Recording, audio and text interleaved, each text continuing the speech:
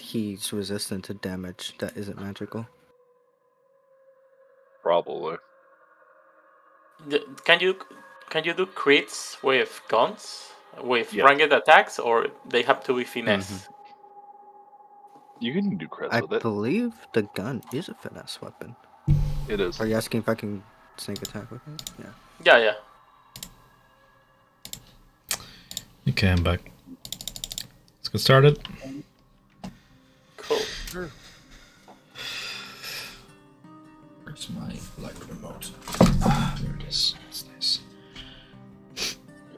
Someone's about to get their ass squashed. That's freaking. So, picking up from where we last left off one last time.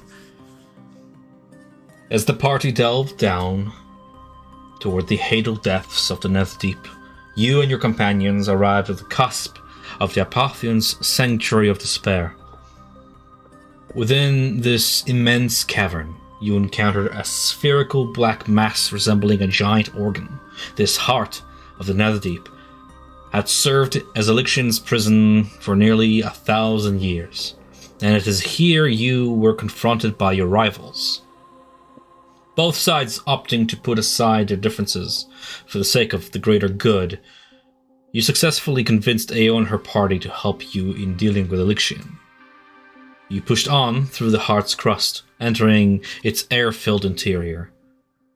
The fragments of suffering shielded you from the harm as you were drawn into the fleshy, undulating heart of despair.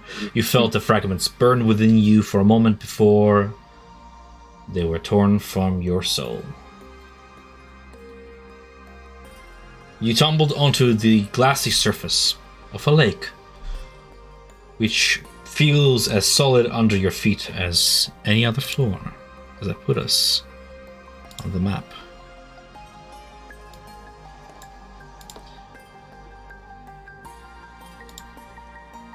Everybody should have complete vision of the map.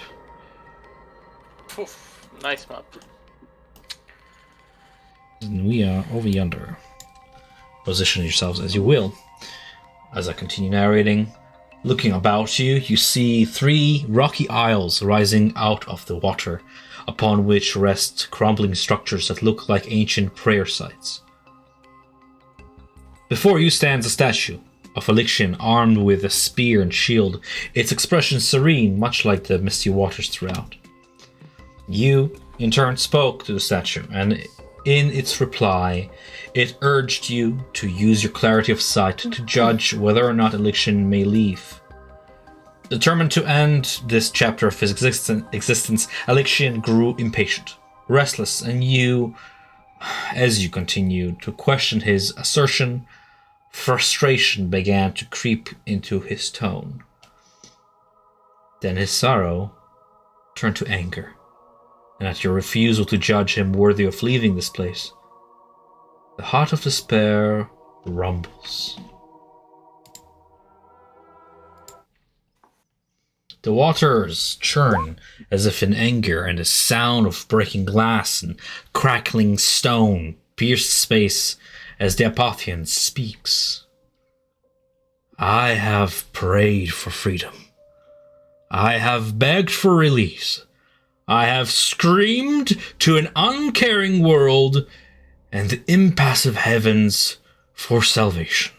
Yet even here, with you before me, I am denied.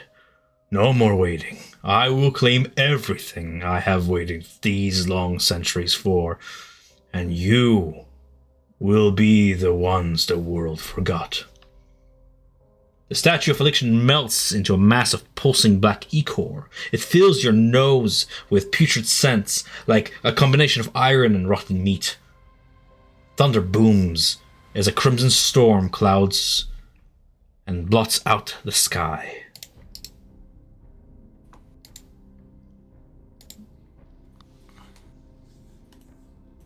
Bright red lights flare from the ruined prayer sites, which are crawling with these tendrils of ruidium that glow and grow, spreading malevolent in their power. Then there is a moment of silence As the silence hangs over the lake, suspense grows tense, and then it breaks. A milky white monster with dozens of arms, too many blinking eyes, and a thick hide festooned with blades that burst out of its flesh itself bursts out of the inky ooze. It rears back, then crashes down onto the lake as it howls in vengeance. And you face Alexian the Tormented.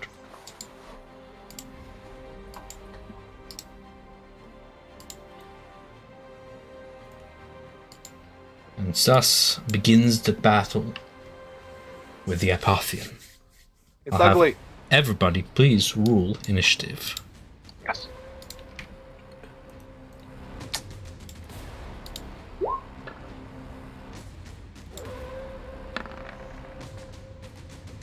Yeah, could be worse. Okay. I trust in this process. 23. I knew it. Bandra is in your side, guys. Don't worry.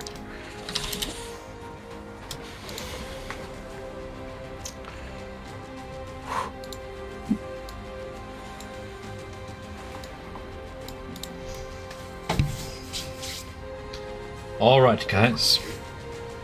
As you find yourself still under the effect of that spell, the water walk spell, you are walking upon the surface of the water. Remember that at any point you may willingly cancel out the spell onto yourself should you find the need to do such a thing. This battle will take brawn or heart. You may appeal to Alexian's humanity if there's any remaining. And since you have placated his emotions in the Netherdeep, you have 6 chances to do so with advantage. Let the battle begin, with Alexandria at the lead. Eisenhart, what do you do? We didn't came to hurt you, Alexian, but we didn't came to perish here. You see, Alexandria drop her sword to the side, and she grabs the jewel in her hand and start focusing the energy on it. As you always feel a little bit more strong around her, you start seeing the silhouettes of light coming out of her and start approaching you. The shadows of Alexandria, 5 of them, 1 for each, and it approaches you. As I cast Circle of Power, you have advantage against any magical effects as long as you are 30 feet from me. We put a 30-foot sphere around her. Yeah, I'm doing that. Oh, cool. That's my action. No bonus actions at the moment. And I walk forward. That's it. Can everybody see the sphere? No. No. No. I don't think you put one on yourself there, buddy. Oh, there we There go. it is. Oh. So the spell ends. The sphere moves with you, center on you for the duration. Each friendly creature in that area, including yourself, have advantage on saving throws against spells and other magical effects. Additionally, you any affected creature succeeds on a saving throw made against a spell or magical effect that allows it to make a saving throw, or you can only take half damage. Nice. Alrighty then. You said that was the end of your turn? Yeah, end of my turn. Alright. As a layer action, Alexian the Tormented summons forth the powers of Ruidus and the essence of Ruidium throughout. Uttering a inhuman cry, you hear a distorted voice come out of the maw of the creature before you. You can't understand. No one can understand the pain of spending years beyond counting in darkness. I curse the gods who put me here, and call upon the corrupted Tifanes to aid me in this hour. You see a flash of radiant light come forth, silhouetting one of the shrines. Let me pick one. Roll a d3. No. One of the shrines, I'm just gonna find on the map, this one to the west begins to glow brightly. Watery tendrils rise out of the lake. Now I'm gonna roll. Alexandria, as you channel forth your spell, these tendrils coalesce around you. Can you make me a DC 15 dexterity saving throw, please, to avoid being restrained by these watery tendrils? I never thought the day will come. I'm going to use my shield master. Oh shit. 12. At 12, you are restrained in place by these area of sort of tentacles, one of them wrapping itself all the way around you like a large kraken arm. This tendril is counting as an object, has AC, has HP, is attackable, just so you know.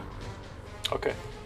Until then, I'm just going to draw a little tendril on you, and I'm going to give initiative over to Julian. Use my action to try to placate Elixion. Yell out, Elixion! Nobody wanted to put you here. This wasn't the gods' doing. Those who remember you, your companions from back then, they miss you, but they would want to see you like this. As you try and placate the Apotheon's emotions and try and calm him down from his state, go ahead and roll me a charisma persuasion check. I'm gonna use one of those advantages. Oh, wow, okay. Waste. Elixion the Tormented, in his anguish, takes 20 points of psychic damage. Oh. Not Is he not psychic. resistant to that? You don't know what kind of damage he takes. Actually, he just you know what? I'll describe to you what you see. How about that? Okay. Right. As you placate his emotions,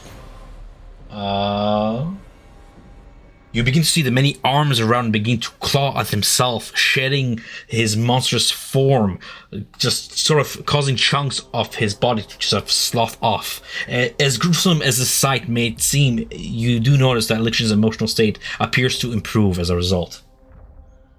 How can I forgive them for the suffering? Anything else on your turn? I will use my bonus action to cast Bless on myself, Alexandria, and Siegfried. I've already put your little yellow tokens to yourself, please. What? For Bless.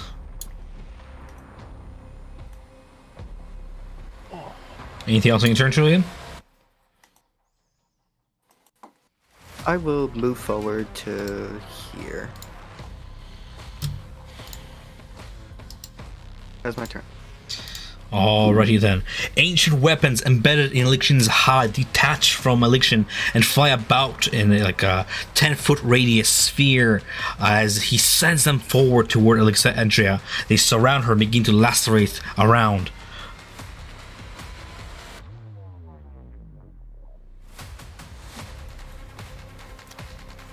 Alexandra, you take 18 slashing damage as the weapons continue to spiral around you, lacerating you in that tendril embrace.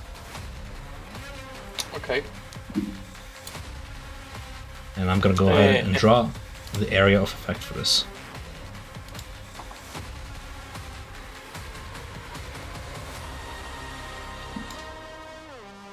Alright.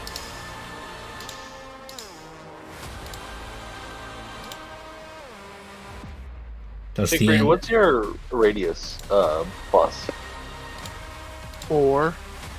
Plus 4. Oh, I only have plus. Oh, for the aura of protection, it's only plus 2, but I believe it's Okay. Okay, it's plus 2. plus 2, and yeah, 10 feet, within 10 feet of you. I just want to make sure. It's Riot's turn. For my action, because I believe this is an action, right, we'll drink the potion of heroism. Believe that is an action. I'm just double checking. Correct. So I'll drink the potion of heroism, and I'm going to, as my bonus action, close my eyes and open them, and then Starry Form Archer forms around Riot, and he looks at Alexandria and the tentacle, and he moves up 10 feet. Boom, to there. And that will be my turn.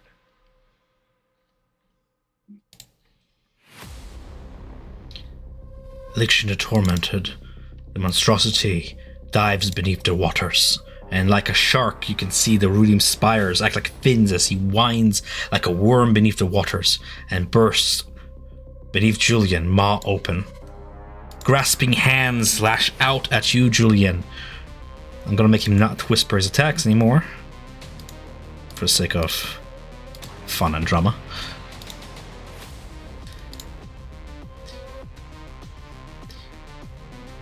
Julian, I have 2 attacks against you. 24, 28. Those both hit. 16 force damage and 19 force damage against you. For a total of such 35. Can you make me 2? Oh, no, it just grapples.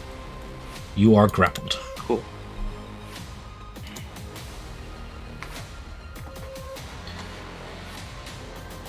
Gonna use an uncanny dodge, so I'll take 25 damage.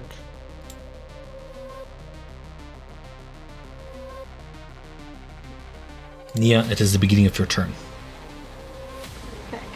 Okay. Nia is going to begin by Alexandria, how far did you go? Actually, no. Siegfried, you're right there. She is going to advance to Siegfried, and she will put her right hand on his shoulder as he's facing down Elixian, and she will say a prayer and ward him against death. Sweet.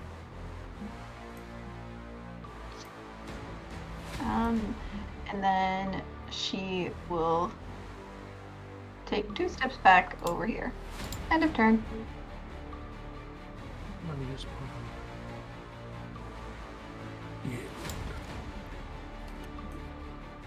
At the end of Nia's turn, the creature turns its many void-like eyes, some empty sockets, others just filled with darkness, to stare at the lot of you. Everybody please make me a DC 17 Constitution saving throw against the insidious stare of this monstrosity. Everyone has advantage. Mm-hmm. Oh my god. Or, I'm within. I'm just trying to Yeah. measure. I'm within 10 feet of you. Yeah. yeah, go for Will I think Noya and I Noya. think it still count as 10 feet, I think. Con save or Yeah, it still counts as 10 feet. 15. Why did And my Siegfried, you D4 said not yours is roll? 4 now, Siegfried? Why did my Okay. bless not work? One save. That's 15. 19. I gotta Oh, roll. hold on. Sorry. Roll rolled your an bless, 18. damn it. 18. 25 on a fail, half of 24 would be 12 necrotic damage if you succeeded. Julian, sorry. As that's happening, you see a flash of light shielding you. Try to roll again, please. Thank you. Just a straight normal roll. Yeah, Oh. it's a reroll of the jewel. Oh my gosh, thank you. Was that 14? Plus 2. Technically it's a 20 because for some reason I can't do Siegfried's. Yeah, it's 22. I got a plus 5. Jesus Christ, plus 12 to those charisma saves. Yes. Once that's all resolved, it'd be Siegfried's turn. How much damage? 12 for passing? Correct. Yeah. You ignore the damage if you pass because of Oh. Alexandria's aura. Oh, perfect. Then I get 0 damage. Great. Alexandra, if you're holding on to a spell, you're rolling concentration saving throws, correct? Yeah, I'm done. Cool. So I reach into my bag and I take out a vial of holy water and I kind of throw it up in the air and I face Elixian and I say, Revenge isn't the way. It's an endless cycle. Forgive others and forgive yourself. And find peace. And as I finish my little monologue / speech, I will cast. I'll use an action and I'll cast Bless. I have bless. We have Bless already? Who the heck Yeah. blessed you? I drank a potion of heroism, which gives me Okay. bless. Okay, in that case, I will bless. So we are all blessed. So Potion, Naya is not blessed. Potion of heroism does not give bless. Does it? Yeah, Yes, it does. Oh, it doesn't give For 10 heroism? minutes. Potion of heroism does not give heroism? It gives plus 10 temporary hit points, plus it gives bless for 10 minutes. That's silly. I was looking at the heroism spell. Dang. You're under the effect of the bless spell. Oh, Gotcha. No, oh, that's pretty sweet. Sounds good. Alright. Now you are not It is good. non-concentration for me. Cool.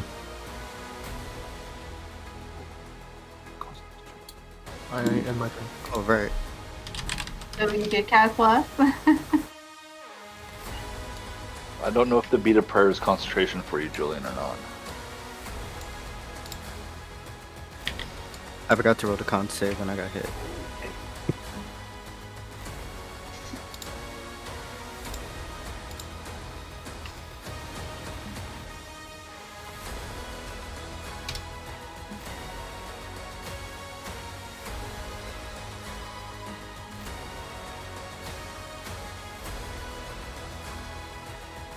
What's going on, guys? Oh, Mark. No, I'm done. I've been done. Sorry, I thought I said I was. Yeah. No, I'm done. okay. As I try to free myself from the tentacles, I see it futile, and I You take damage. take damage. Okay. Correct. Uh, You take 18 slashing damage at the beginning of your turn. okay. Oof, this is getting. You get painful. restrained in an area of blades. Oh, actually, no. This. How long does this last? Until the end of Affliction's next turn. Oh, end of Affliction's next turn. Okay, yeah, makes sense.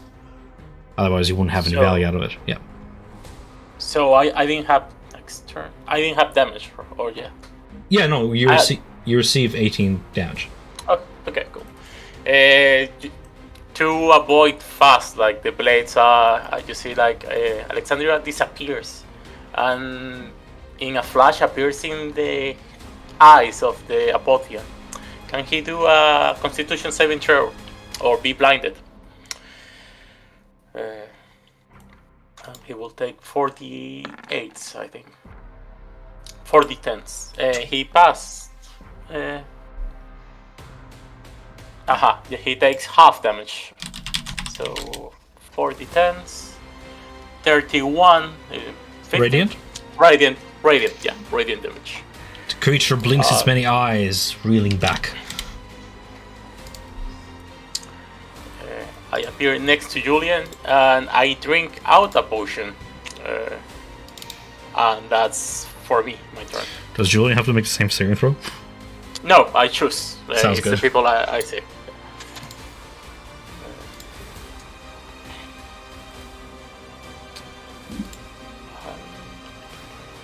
That's all for me. Sounds excellent. At the beginning of the next round, Lexion cries out. No one remembers. No one cares. Even you. Tormented as he is, he cries out again to the gods that did not answer him, and the corrupt fanes echo back in this high-pitched, crystalline sound, like the screeching of nails upon glass, as another shrine becomes aglow, this time the one to the south.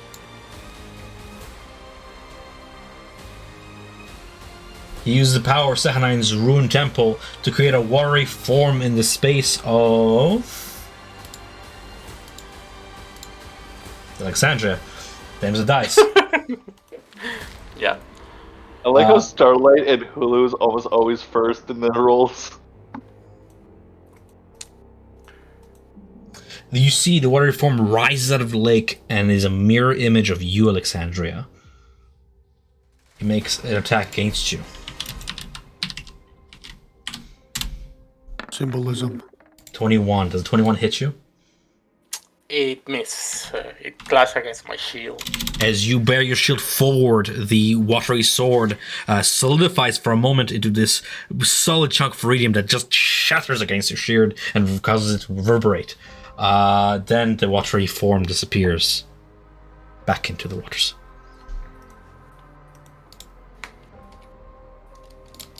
Elixir Tormented is going to roll a 1d6. Hoping for that's a wrong dice. 1d6, please. Imagine Oh rolling. my god, 16. Hey. Nice. What is that for? This just don't worry about it. A Okay, recharge. never mind. And he's going to go ahead and make a grasping hand attack against Julian. Julian, are you still grappled? Yeah. Oh, so it's going to be against Alexandria. I just don't have the token on you for Natural grappled. So I'm 20. just gonna- Not 20. Yeah, oh well, not so bad.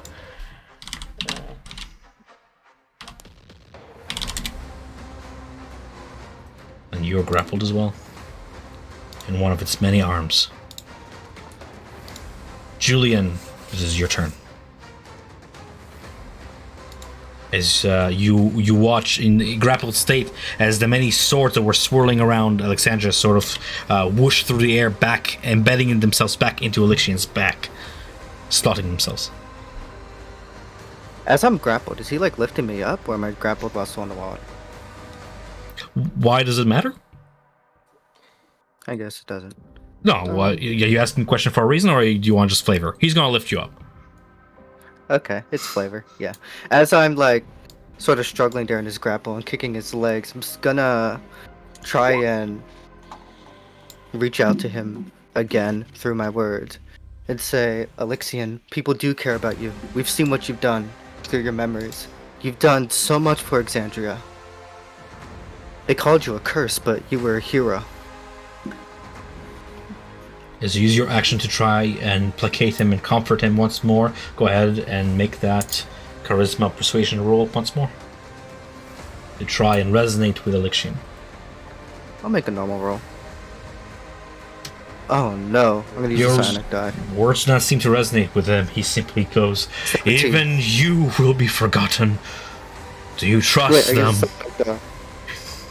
You use your psychic die? Yeah. 17?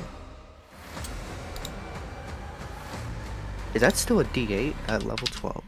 I haven't checked this in a minute. Stammering, you give him a pause as the clench tightens around you. He grows silent, contemplative for a moment. That is your action on your turn. Do you have anything remaining? With my bonus action, with my hands that are like squirming by my side, I'm gonna conjure a psychic blade in one of them and like flick my hand to here and try to teleport. Yeah, I make it. I teleport out of his grasp. You And have that to- is my turn. Yeah, allowed. I don't think it's a bonus action to use Sonic Die on ability checks. I will double check that. You will double check that. Is that the end of your turn? Yeah. Elixian Tormented, seeing you get out of his grasp, angrily swivels his eye about. He doesn't even need to turn that hard. One of the many eyes just sort of swivels to face you. As he has a sort of a 360 vision around him, and he will attack you with a legendary action. Damage to re-grasp you for No 26. shot. Fucking shot. Yeah, that hits. You stay here with me. You die here. And with that being said, it is Riot's turn. Riot's going to use his action to try to placate Elixian by saying, the gods do care. The gods reached out to us, had all of us go to Jagao, and then follow your footsteps, follow your voice. If it weren't for them, weren't for the cave being shown to us by Saloon, we would never have followed you on this path to try to save you and free you. They know that you are good. They know that you are pure. They know that you sacrificed everything, and they did not have the power to save you. They're behind a gate now, so their strength is our strength, and we're here to save you from yourself. Go ahead and make the check. I will use an advantage on this one. Just make sure you're counting them. 29 plus 2. He continues to shred upon himself, sloughing off pieces of himself. The cocoon grows thinner. Of course you say such things. You have had a family, friends, allies, and each other. Doubt begins to creep into his voice as he takes damage. And for bonus action, sorry, Julian, you're really far away right now. Riot could see Alexandra being held, and Riot wants to try shooting the arms that's grasping her to like break the grapple if it's possible. No, the tentacle was an object. That was like its own creature. Okay. The arms are part of Elixion. Okay, then Riot will just shoot at Elixion then. Now let's see if this works, because I have Bless. There. Sorry, Form Archer. It would be 19 to hit. Sorry, not it. Yeah. 19 hits the now vulnerable pieces of his flesh as you find 21. 13 radiant damage. 13. So you find purchase. And Riot will move up to here. I think I'm still within Siegfried's range. Yep. End of turn. Yeah, end of turn. Election's grasping squeeze tightens around odds evens. Who wants which? Julian and Alexandria. Which one do you want? Odds or even? Even. Odds then. Odds it is. Odds it is. Alexandra, the squeeze tightens around you for an 18 points of force damage as it begins to choke and press you beneath the waters. But because of the spell that is still holding you, you're just crushed against it like a solid floor. With that being said, that is the end of Fright's turn. Legendary action, the beginning of Affliction the Tormented's turn.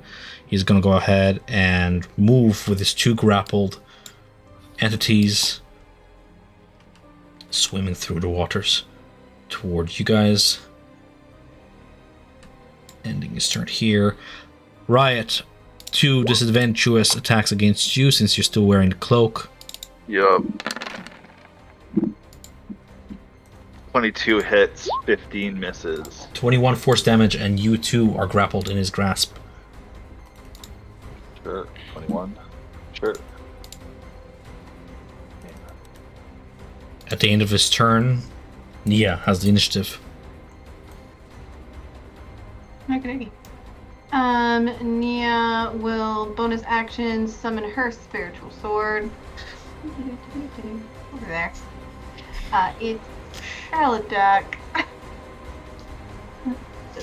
But it gets A fine weapon into my collection. Who's this freaking General Grievous? Yeah. General Kenobi, you do not know my suffering. It's just the first one I don't. 27, 29 hits for sure for 9 force damage. And then as an action, she will cast Sacred Flame, which is a dex save. Not a very dexterous creature.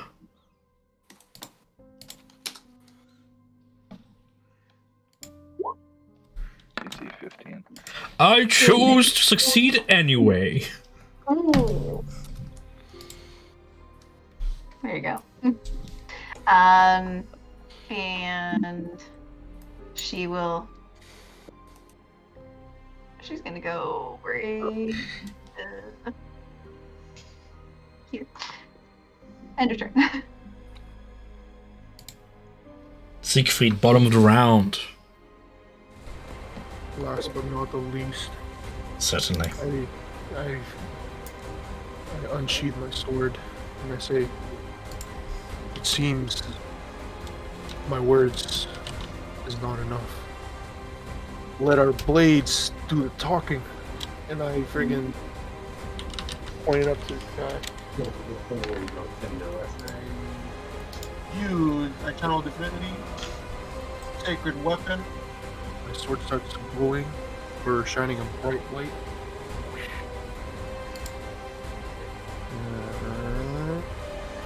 Yeah, that took up my action. You charge forth toward the creature, your greaves splashing upon the water, sword lashing out. It screeches towards you. You swing. Let's go see that hit.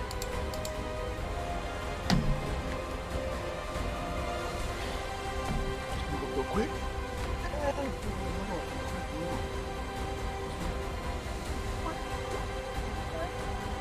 A 20 hits true for a total of 14 slashing damage and poison that seeps in. You're forgetting bless. It's alright. The 20 hits. No, like your first pick might be able to hit. 15. Okay, give me a second. Roll one. Oh. Does the 17 hit, Tom? The 17 does hit true as well, as you lacerate twice at the creature for a total of 12 plus 5 poison, eh? Yes. 12 plus 5 is what? 17? 17. Don't forget that bless. You tear on him and you begin to see a glow from within where your sword has lacerated through, as if something from within is trying to escape, and a voice resonates through. This monstrous form, you must destroy it. I can feel its hatred tearing at me, please.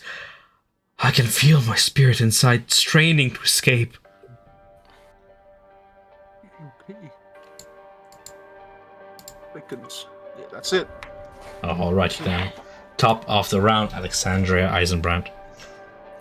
Being against the water that feels like ground, you hear an owl coming out of Alexandria. She looks for a sword out of her side and stab at Alexion, trying to break his monstrosity form. Does a 19 hit? Aiming for center mass, you strike true at the center form, pushing your blade in, and it pushes way further than you expect. It's like hitting soft mass, and it crumples inwards. An ichor comes splashing out. You deal a total of 8 slashing damage, and the creature comes barreling its weight towards you and is about to crush you under its weight as it begins to sort of drop forward. And as it's doing it, I use his force against me and I smite on that. 30 radiant, and I stab once more. How do you want to do this? As your radiantly concentrates upon your weapon. You see, like, all Alexandria, you see, like, the space gets heavy and her sword looks like a lightsaber as it's go through him to the other side. And Lorian is like, oh, what is this? As the light comes. And Julian, I'm role playing for you now, I've decided. I'm sorry. Yeah, that's what I said. My sword is like a lightsaber. Julian pisses himself and But as your radiant blade bursts through the creature, it explodes up within. You see the void eyes come alight, and like a disco ball for a moment, they shine outwards, and you see smoke come out of the mouth of the creature as it releases its grasp and slumps forward onto the water and begins to slowly sink. And then, in the stillness, it begins to vibrate and undulate like a living organ. Something within is moving, trying to make its way out. The corpse splits open like a cocoon, and a radiant figure with angelic wings and wreathed in a halo of spears emerges from the husk. With a gleaming spear in hand, he looks down on you as if in judgment. In a cold voice, he says, "Your words mean nothing. I am the Apotheon, born of the blessing of 3 gods. Thousands died by my hand. You will be no different. As you face Elixion, the Callous. Phase 2, motherfuckers! Told you, Julian. Oh, okay, here we go. Oh my god. Are we still grappled then? Julian's reaction is just No, like, you oh, are no no. longer grappled by the old form of Elixion. Okay. Okay, I No, he's not. Oh no, Julian wants he's to hot. ask him out on a date, I think. He's gonna go ahead and start his turn yonder. Oh no, he is hot! Exactly. Julian is pouting. yeah. Is it still my turn, or we're at his now? It's whose turn was it last? It was Alexandria's? mine. Alexandria. Then we're still at the at your turn, yes. As I see him coming out, I try to swing the sword once more against him. I don't know why reroll just for him is still the same creature.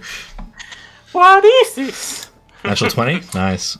Yeah, not 20. So, yeah, why not? I don't have many. So, 10 d10s.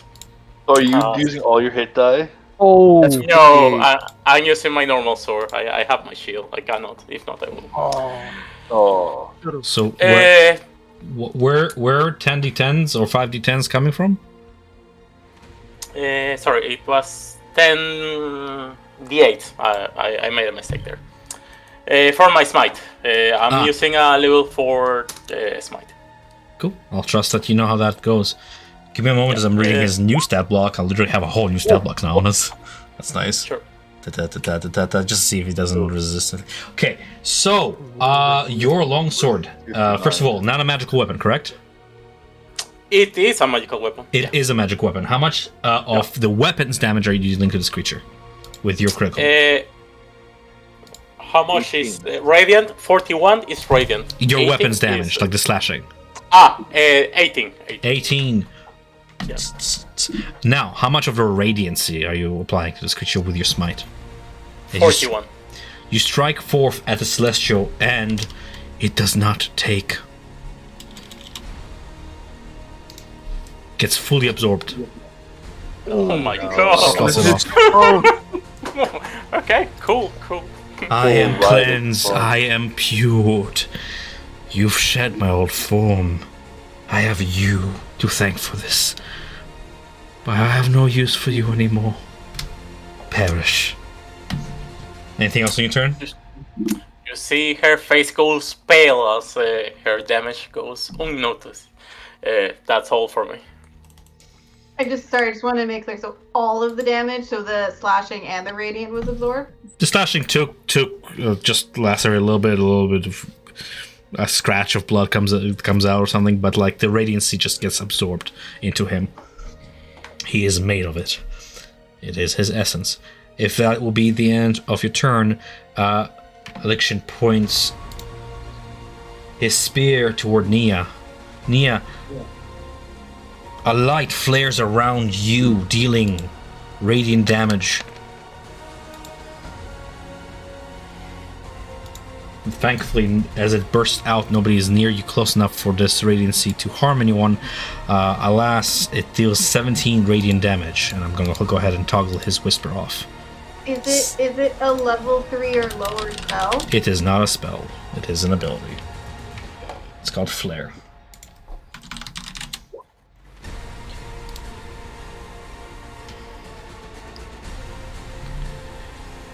As the spear continues to radiate, Julian, it is your turn.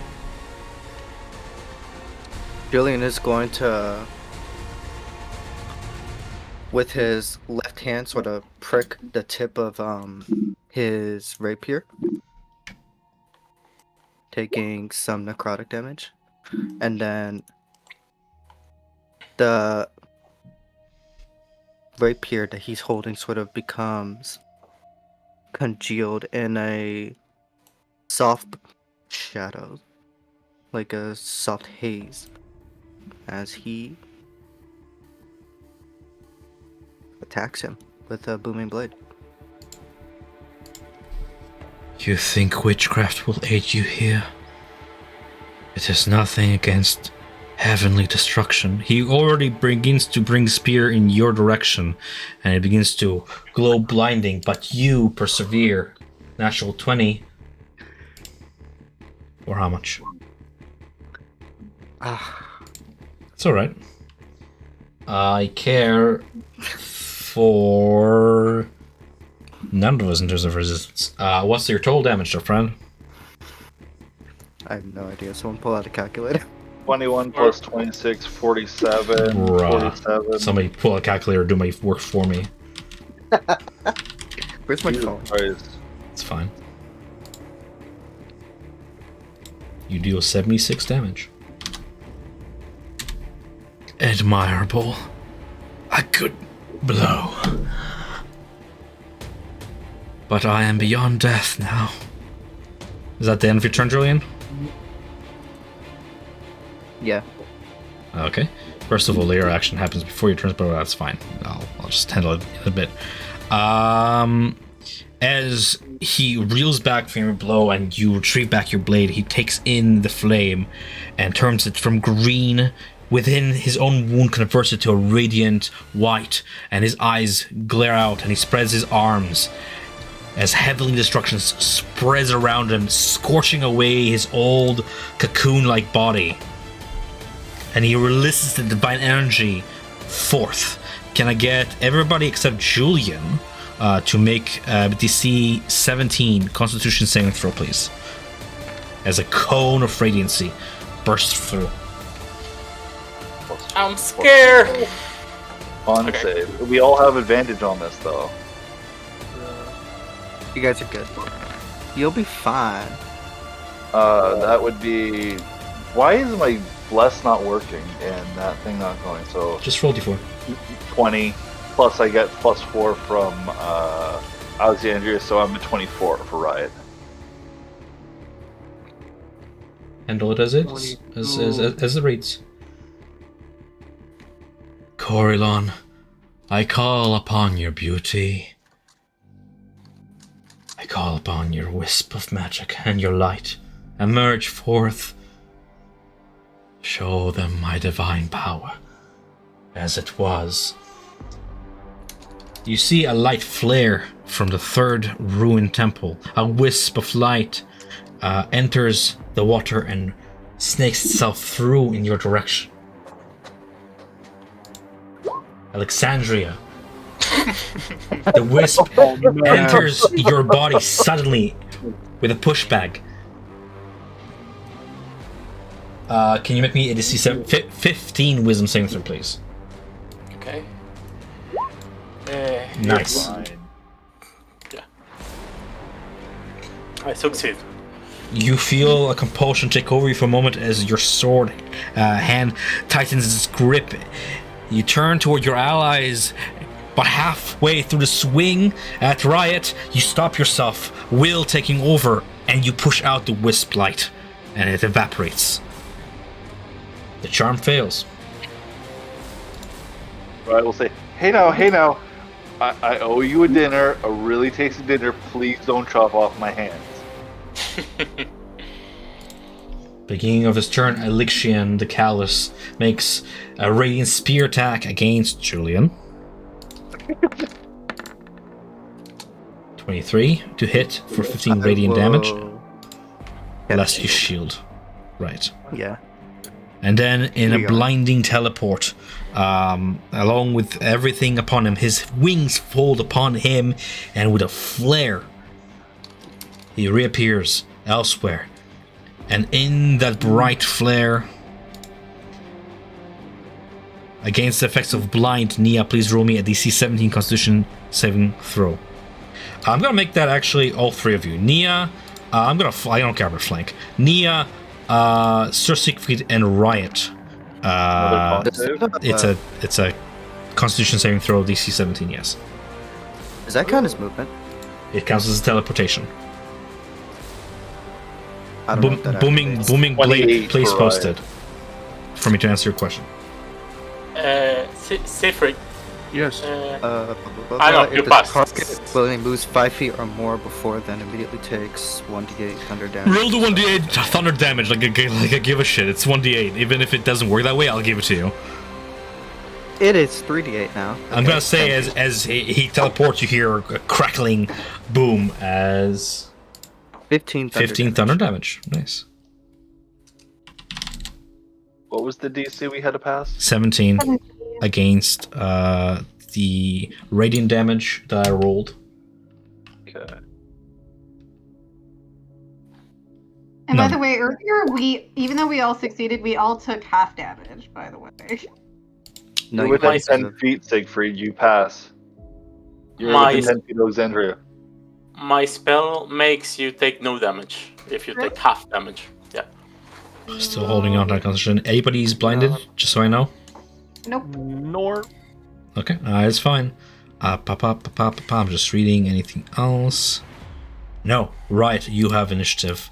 Resisting blinds, your God. goggles shielding you in that moment. Dear God. Shit, everything I had planned is now gone.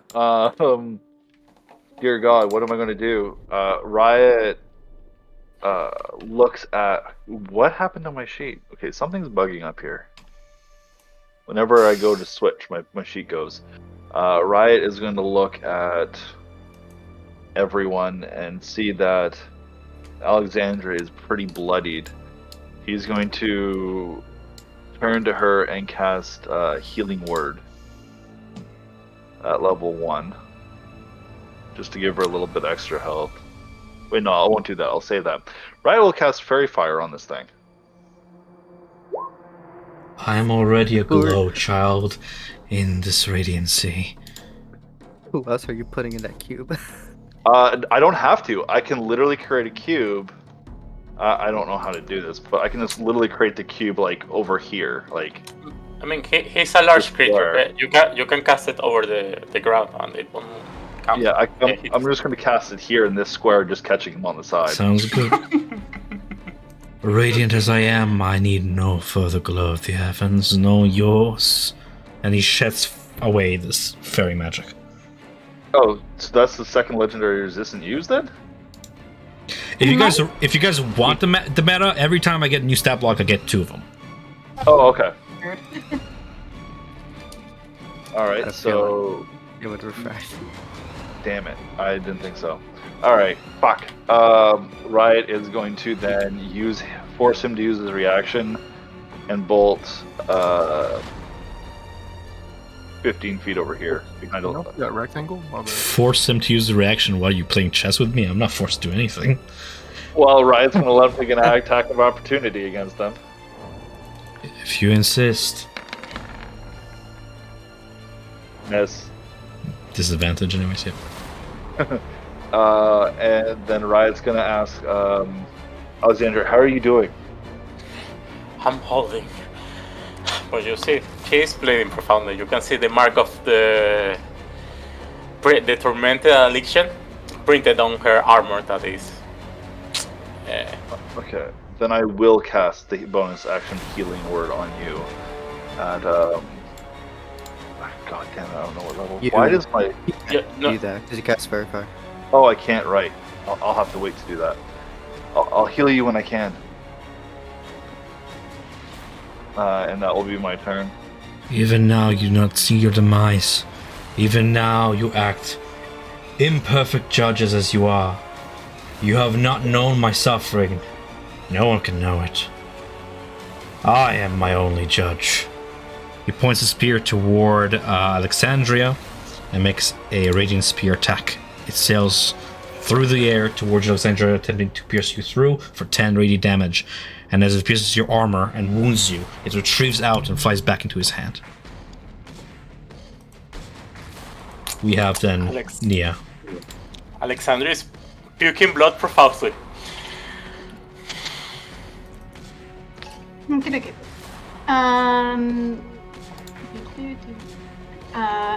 She will have a fun time doing. She will bonus action. How far is that? Can't move. Alright. Oh, okay. Cool. Yep. Bonus action, she will move her sword over here. It shall attack.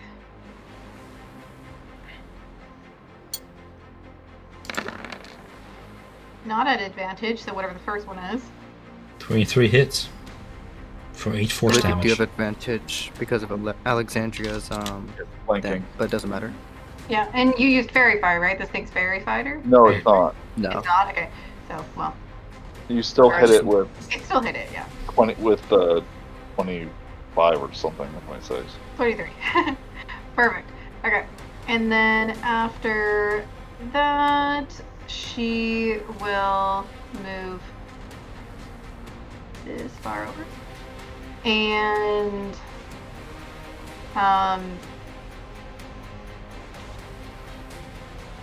can't use another. And then she will use her draconic healing to cast Cure. What that is. I need to be beside her to cast that. He has You no can't- reaction. What? He has no reaction. Riot made him use his reaction or attack of opportunity. You might be able to run to her. Cool. We'll do that. So that was 5, 10, 15, 20. Move over here. 25. And we'll use her healer's feat upon Alexandria.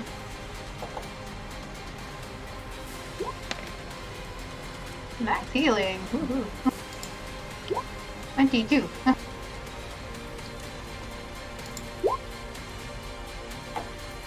And that's the end of the program. A wasted effort. I have lived 1,000 lifetimes, felt 1,000,000 sorrows. I am the judge this world deserves, and mine will be the final decree. And I judge you unworthy.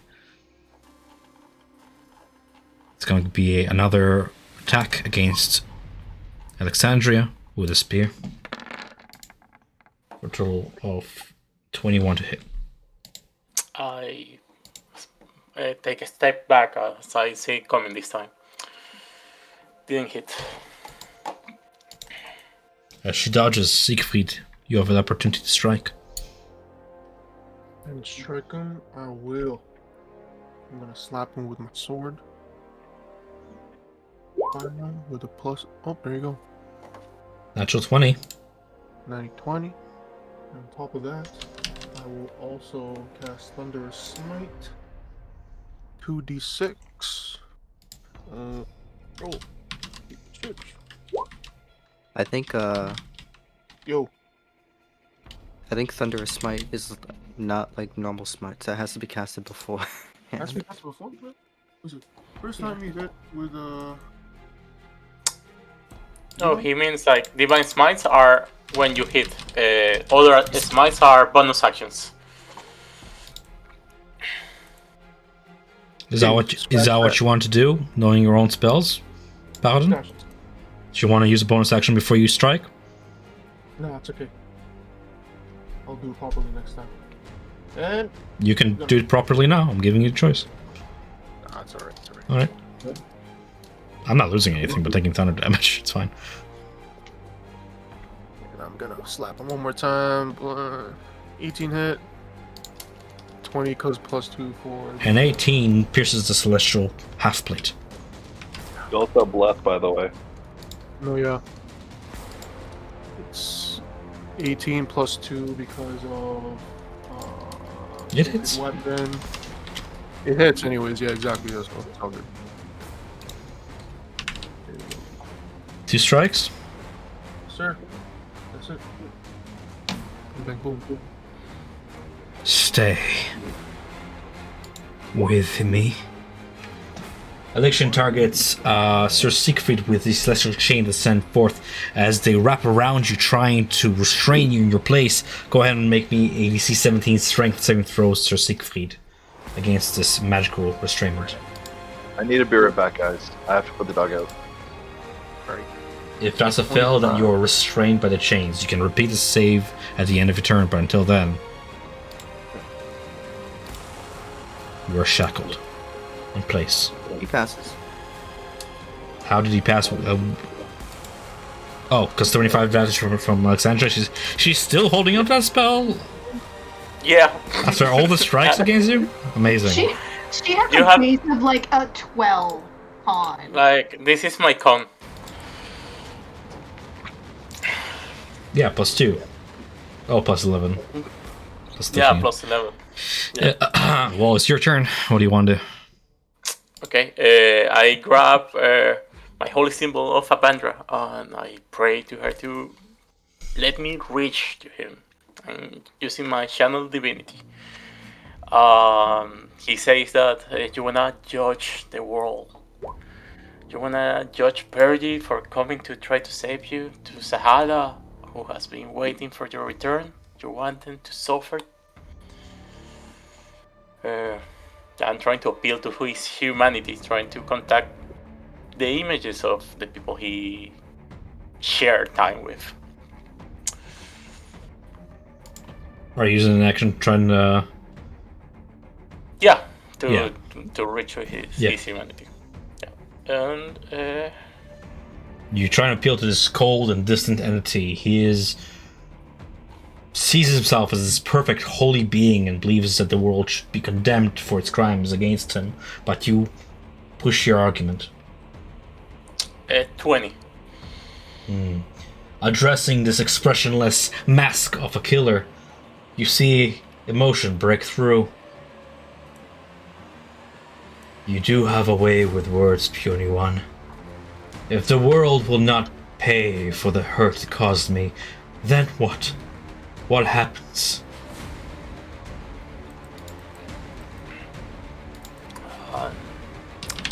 You see that I take some steps back as I'm trying to catch my ear.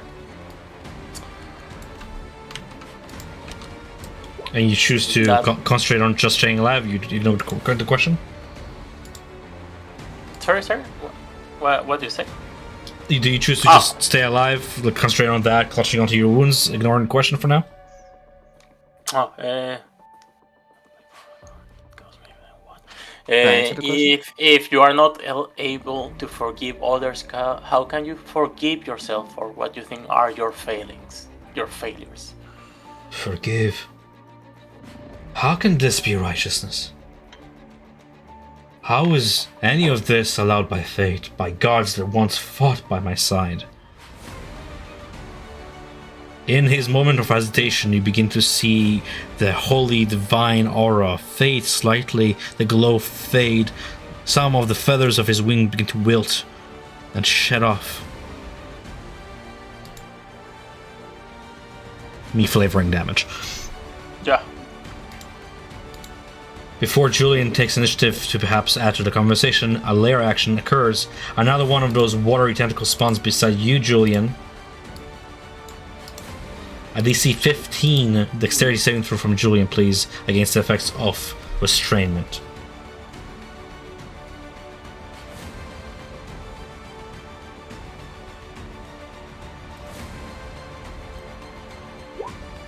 Easily done. You call upon your roguish skills to beat his divine power. The tentacle withers away as it misses you, splashing back into the watery surface. With that, Julian, top of the round is yours.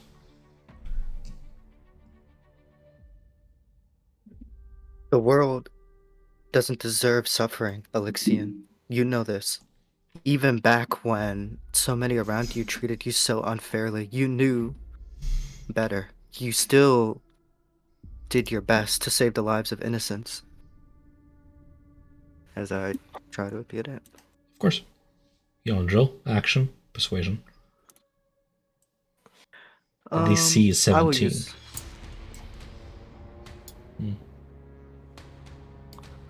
I'll use an advantage on this roll. Go for it. I believe you guys have used 2 or 3 of those.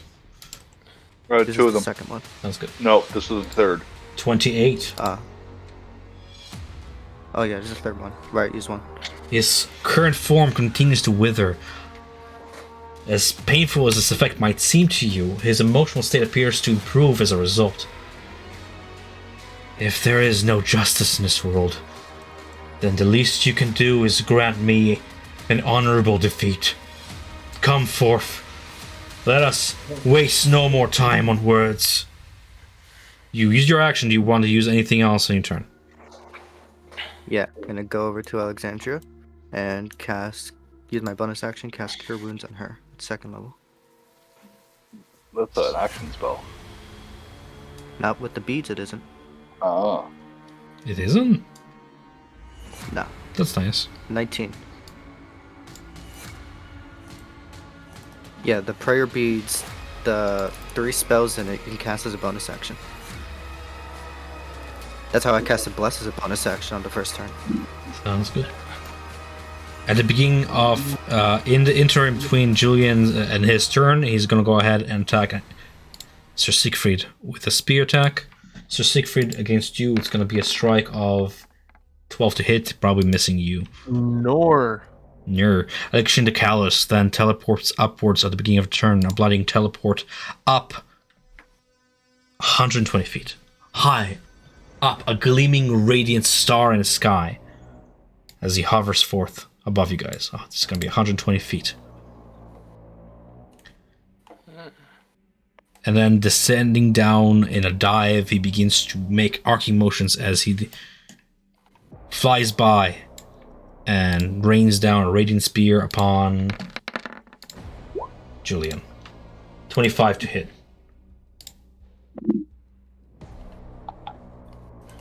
I will shield. Sounds good. By the time he ends his turn, he's going to remain there 120 feet up in the air, flying, using his wings. I'm going to go ahead and put that as a smaller text right above his token. Make it white so you guys can read it. But that is his altitude. We have Riot taking initiative. Riot will look up at him and yell, "We're not here to kill you and give you a defeat. We're here to save you from yourself and save you from this damnation. The gods don't want you to die. Your friends don't want you to die. Not even Peregrine wanted you to die. They wanted us to save you, and save you we shall. Death comes to those who deserve it. You're not one that deserves it. You've had anger and hatred poured at you throughout your life. It is about time that you feel the calm, the happiness, the kindness of people that you've saved. The only reason why this world is the way it is because of you. Now it's for you to turn and feel the empathy of others, and feel it once more for yourself." But it is so hard to feel empathy for them. For what crime have I committed other than craving freedom? Why do you not condemn those who left me to rot? But you appeal to his emotions. Do you wish to use an action to try and Oh, definitely. break him And out I won't of use this? advantage on this. Sure. 27. You damage him further. He is on the cusp of withering away, one wing already becoming bare, featherless. But he remains aloft. And then Riot is going to use his bonus action to heal Alexandria. Hmm. I don't know how much health you've gotten back because I wasn't here. But I'll do a second level. You use the spell a 2nd level or higher. Yeah, I'll give you a 2nd level healing word. Okay. I just gotta roll it 1 second. And healing word. Level 2. You get 8. It should be 2d4. It's 9. 9. The higher 9. level casting is a 1. Oh, okay, there we go. 9. Okay, thank you. No worries.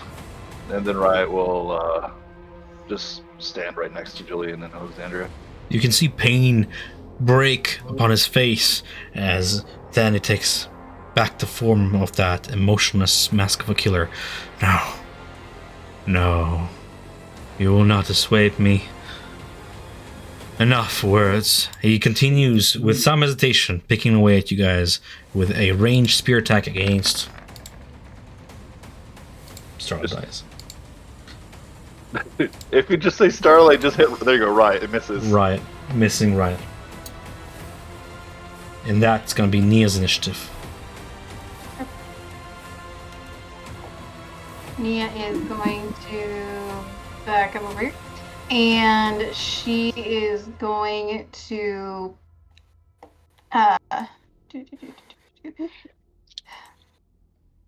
check on Alexandria and see how her wounds are doing. How are you doing, Alexandria? She's not that bad. Like Not she's that bad anymore. yeah. See, the bruises are not there anymore. She's not breathing blood. Perfect. Alexian kind of got too far away for her to do too much. Can't.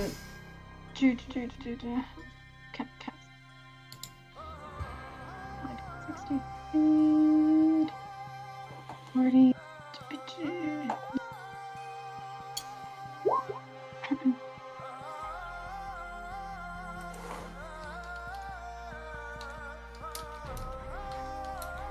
She is going to ready a spell.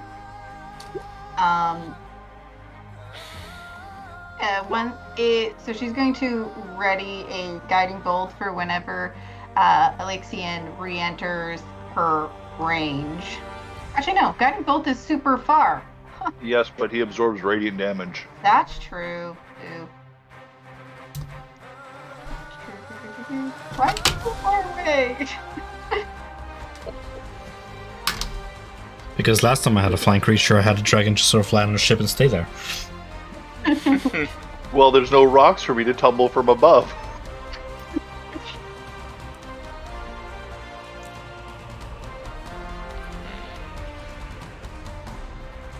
Naya is just going to cast Beacon of Hope. Yeah, casty.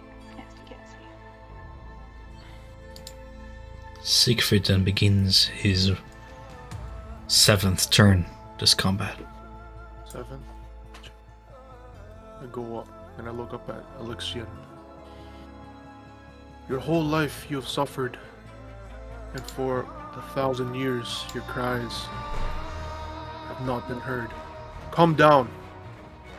We will talk, and we will listen. Let me try to persuade this way. Oh.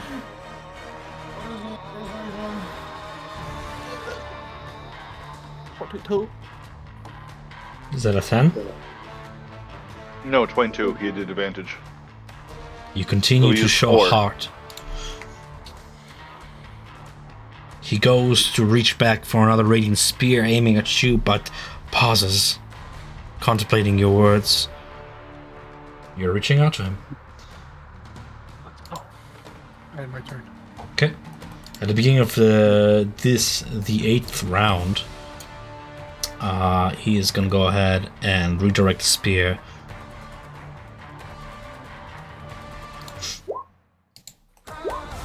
I need to remove some people out of here. Oh, it's not me. At Riot. It says melee, but it's range, doesn't matter. 21 to hit against Riots. That hits. And I 22 take 22 radiant damage as a spear comes hurling through. Reaction. As a reaction, wings. You were within 5 feet of me, so that gives you +4 to your AC, Riot. That would miss. With that, we have Alexandra Eisenbrand to act then. Thank you. If what you want is to prove yourself in battle once more, calm down. I'll gladly prove my superiority. And I take out my shield and bring out the greatsword full of radium. No bonus actions. You're just preparing for like a melee combat, challenging him to come down? Yeah. Okay. Yes. Yes. Perhaps that is all I deserve. A worthy fight. An honorable death. This too is freedom, in a way. Stand your ground. And he releases forth another specter of water before you, Alexandria. It manifests to strike. 1d10 7. But you hold fast with your shield and block. As he prepares to dive toward Alexandria, Julian, you get initiative.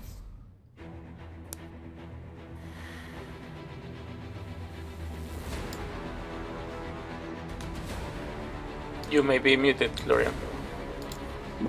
I was, my bad. I'm going to try reaching out to him again, saying, Alexian, you know that this isn't you. This isn't what you wanted.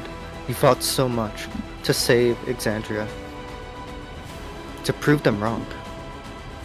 That you weren't a curse on this world. You were a hero. You continue to battle his callousness, reaching out for heart. I'm gonna make just a normal persuasion roll. As you attempt to resonate with him, your words land upon his soul. And he's on the edge of breaking. And he yells, diving down, the wings disintegrating as he does. It's less of a dive now, it's more like a free fall. But spear first, he dives toward Alexandria. Anything else on your turn, Julian, as this happens? Yeah, I'm gonna move there. Sounds good. Probably for the best. like a meteor crash, he just dive bombs onto the water surface, and it explodes out in a flash as Oh no. he flares out. Can I get everybody within 10 feet of Alexandria to make nothing? Take damage. Just take damage. Yeah. 15. I rolled super low for that. 15 radiant damage as it explodes out. He lands there, and at the beginning of his turn, strikes out in fury against Alexandria.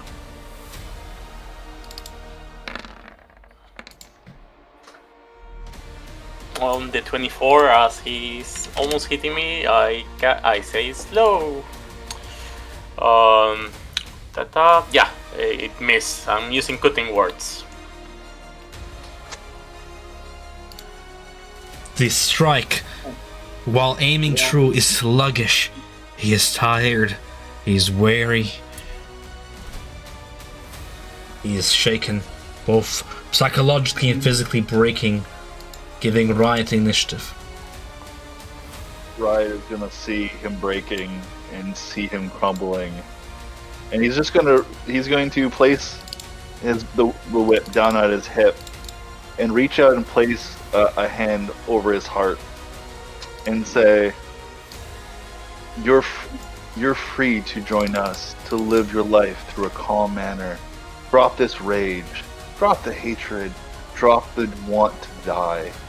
You've been dying down here for so long. It is time for you to live. Live the life that your parents wanted you to as a child. Live and feel the freedom. Feel the joy. Feel the life you've always deserved. Let go. Let go of all your anger and hatred. Put down the spear. Live. Don't die. By dying, you give everything you fought for away. By living and seeing what you protected from Groom. That is your true reward. Join us. Let go of all this anger. Make this perhaps last persuasion check against the callous form for affliction with advantage. With advantage. Hi. That's celestial. That's celestial. That's Alessio. Ohio gozaimasu. 27. 27. The Apotheon's angelic form falls, striking the ground in a golden starburst. its gleaming feathers crumble to ash as Elixion rises yet again before you, haunched, weary. Is an old, haggard man. His grey hair falls over his face in loose strands, and he snarls as he readies a spear and a shield. Face freeze, motherfucker. Oh my gosh. What? I mean, I say like when they're human sized, they are scary. Okay, guys. He's right next to Julian. Well, he's gonna be in the center where he started, but like, look at this guy. Look at him. Just like. And Ryan just wants to hug him. I'm gonna go ahead and give him the same initiative he had, 13. All penguin hug him.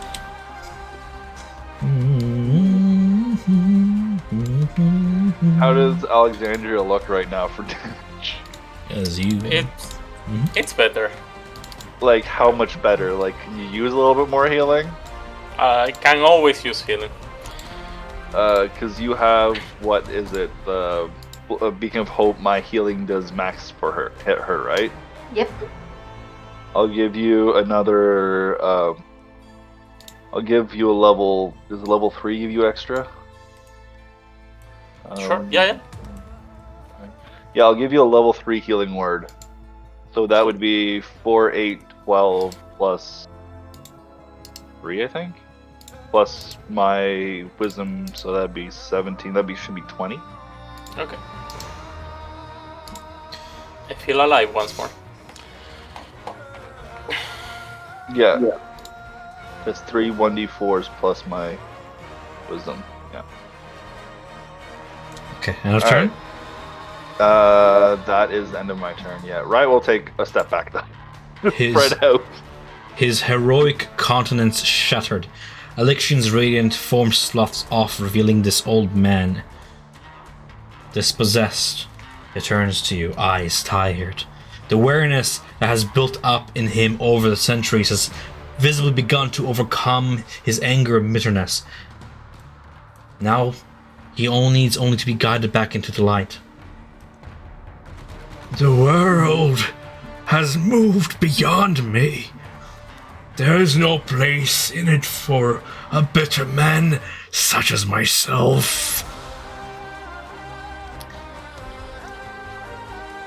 A shard of Ruidium compels his hand forward, and he sends the shard, this gem-sized shard of Ruidium, forth to appear here between amongst all of you.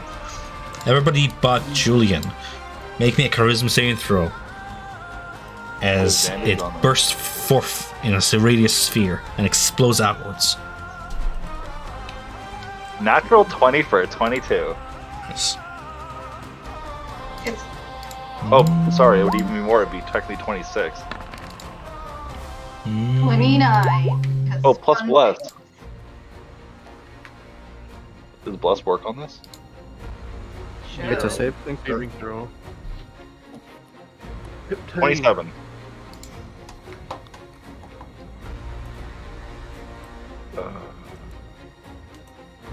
If you do not succeed on this check, you gain 1 level of exhaustion, and you become Rudium corrupted if you haven't already. Otherwise, it's a save or suck ability. And then we have Nia. I will use a reaction of Cosmic Omen on Siegfried and see if I can help him. He's a I five. fail, sorry. All good. Yeah, it would have been 15. Siegfried got Rudium corrupted. Mhm. Yep. Only took him Oh. till the final battle again. Okay. You have blessed there, Siegfried. Yeah, I had bless, yeah. Oh, Even you was with- there? even- Oh, I didn't even see it with pop up. yeah. Oh, he had 2, so he was at 15. What did you roll, Riot? For him? I rolled a 2. Oh, he was Sure. 1 short. That's so sad. Oh, okay. Naya is going to really want to attack. But I will. You don't have to attack, you can placate him. Naya is not as persuasive as she once was. Okay. She has a very, very low persuasion bonus. So I will leave it for those who have a much higher persuasion than Naya has to try to persuade them. Okay, bonus You action. did say he. You are the one who was saying he had a boohoo moment. Naya is going to bonus action move up her sword, and it will attack. I love the image of his party. Everybody's trying to like placate him. Like, no, come back to the light. And he's like, no, die, old man. Oh, Stop resisting. Why are you running? Natural 20. Stop resisting. got that advantage. I keep forgetting to do. She's So guiding it's into the light already. 31 without advantage. It's 13 force damage. Yeah, that you hit an old man. He goes, oh, I deserve that. Like, Brutal. What a bish. dumb.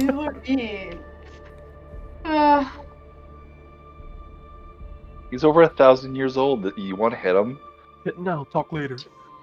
And then as an action, she's going to concentrate on Alexian and give a single word.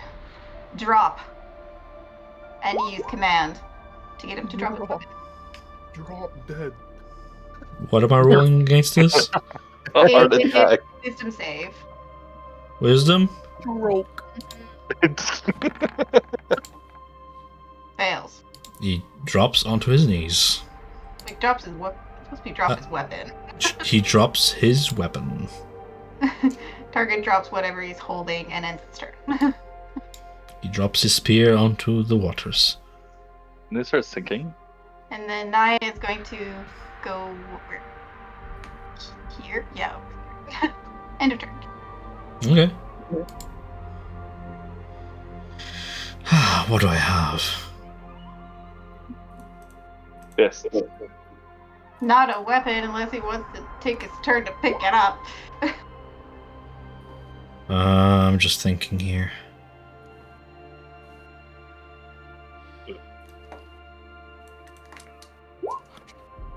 You see him draw forth a dagger from his side. And he's gonna go ahead and attack Julian with it. Julian does the following hit you, and if it does... never mind. But enjoy the description, if you will. As it grazes your flesh, it's a mere flesh wound, but you can begin to see the flesh solidify into stone where it has merely touched you. Oh. Oh my gosh. I just used my reaction too. I can't help you. Siegfried. It is your turn. So this radiant corruption, where is it showing on my body? Well, you choose. Where did you get hit? When the shard exploded and it's all sharp, like a grenade, shrapnel flies all over the place. Shard got embedded in your body, leaving a nasty scar and spreading forth the corruption from it. Where do you choose? I kind of like covered my face with my arm, so I guess my arm got There you go. covered. Alright, so I walk up to... What's this? I walk up to Alexian, stumbling, and I go up in front of him. Okay, yeah, there you go. I go up in front of him, and I use my arm that is covered with radium corruption, and I put my hand on his shoulder, and I say, "It's not too late. It's never too late. Let's talk." Persuasion. His eyes widen as he gives you an upwards look. He's a hunched man and he shrugs away your touch and he snarls like a wild animal. No! And he lashes out. 9 persuasion does not resonate with him. How could the gods ever forgive me for what I have done? I'm far too old for redemption. and your naivete shows itself. The omens of Ruidus haunt me now as they did many moons ago. What change is there?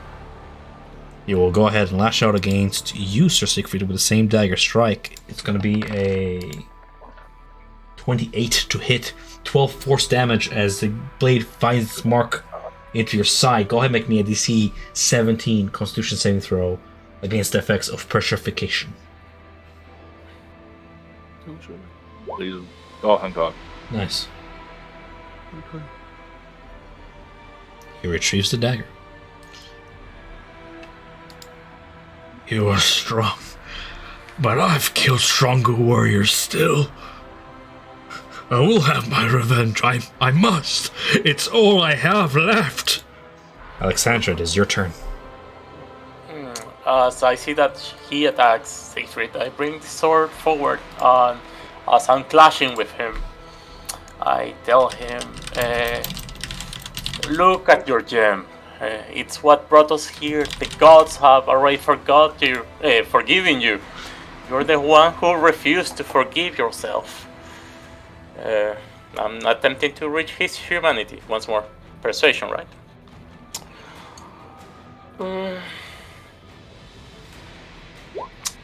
28. Wow, even with a higher DC, you managed to call out to his heart. Let me take a look here real quick. Years of negative emotion seem to drain away from him. This persuasion, unlike before with the emotionless killer, you begin to reach out to a bigger part of him, a more human part, and it has taken a greater toll. He takes a shit ton of damage. That's it for my turn, and I'll be right back, but I'm listening. Of course. He does not use his layer actions anymore. Julian, he looks onto you, striking out with a dagger attack, attempting to lash out in his sorrowful rage. 28 to hit. Make me a DC 17 Constitution saving throw, please. And you take 14 force damage. Okay.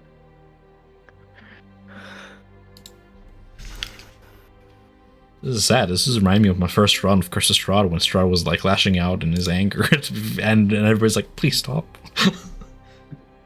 Nice. Oh. So just 14 force damage as the dagger's petrifying effect does not take hold. You get your turn.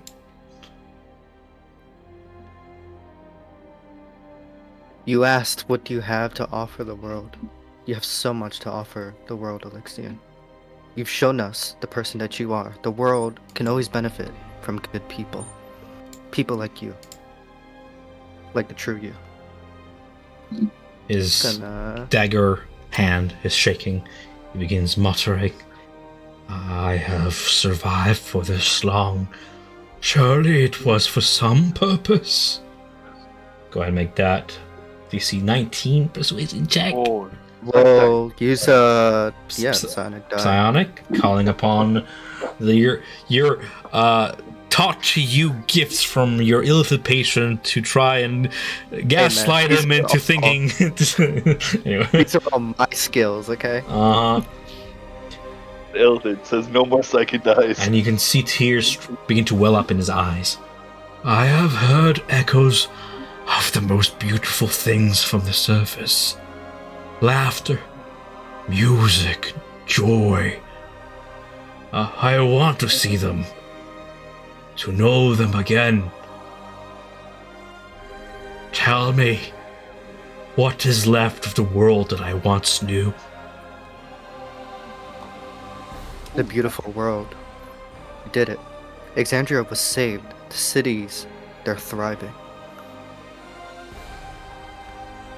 The dagger slips out of his hand as he begins to shudder, and you realize that as he palms his face, he drops onto his knees crying as he reaches an emotional catharsis.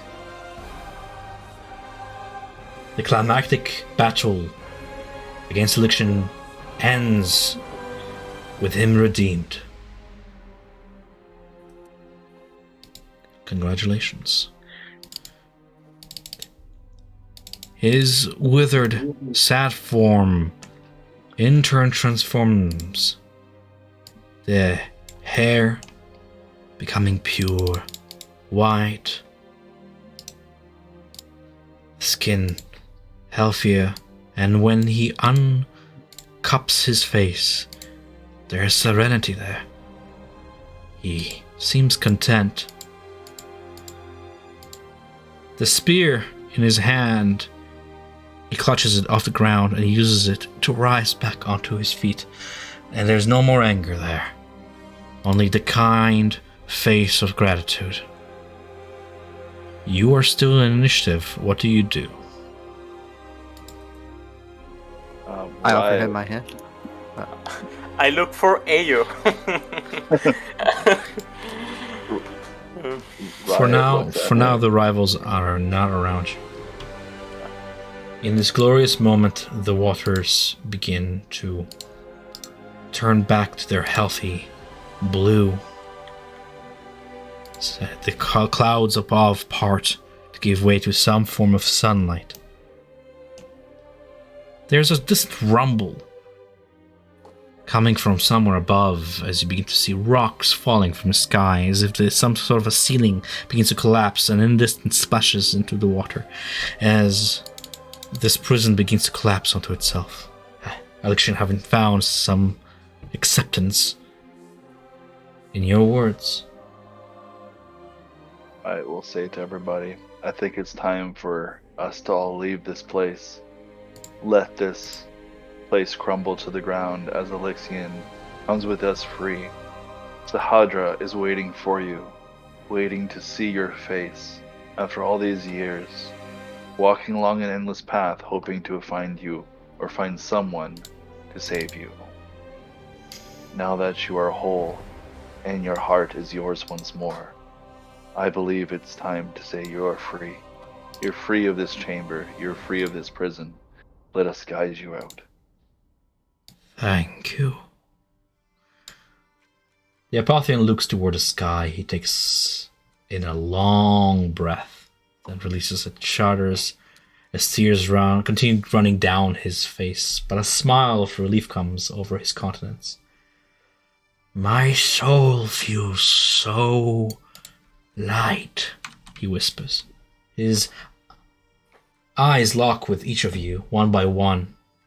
Please, let us leave this cursed place. He offers his hands forth to you. Probably takes it. Yeah, I take it too, and I give the jewel. This belongs to you. Ah, old friend. It seems the gods heeded my call after all. But even in their divine absence, it is you who acted. I see the world has changed much. I look forward to exploring it once more. Come, let us return home. Where is home for you folk? Well, all I can say for myself is home used to be across the sea, but now it's here in Marquette. And I've learned that home is wherever you choose to find a place to lay your head, where you find your friends, and where you find that you can do some good to better the world, even if you were shrouded in darkness. And there's a lot of good and needed help here in Ank'Harel and in other places. If you want to travel, I have no issue with traveling with you and helping you see the places you wish to see, for you to find your own home, to lay your own head.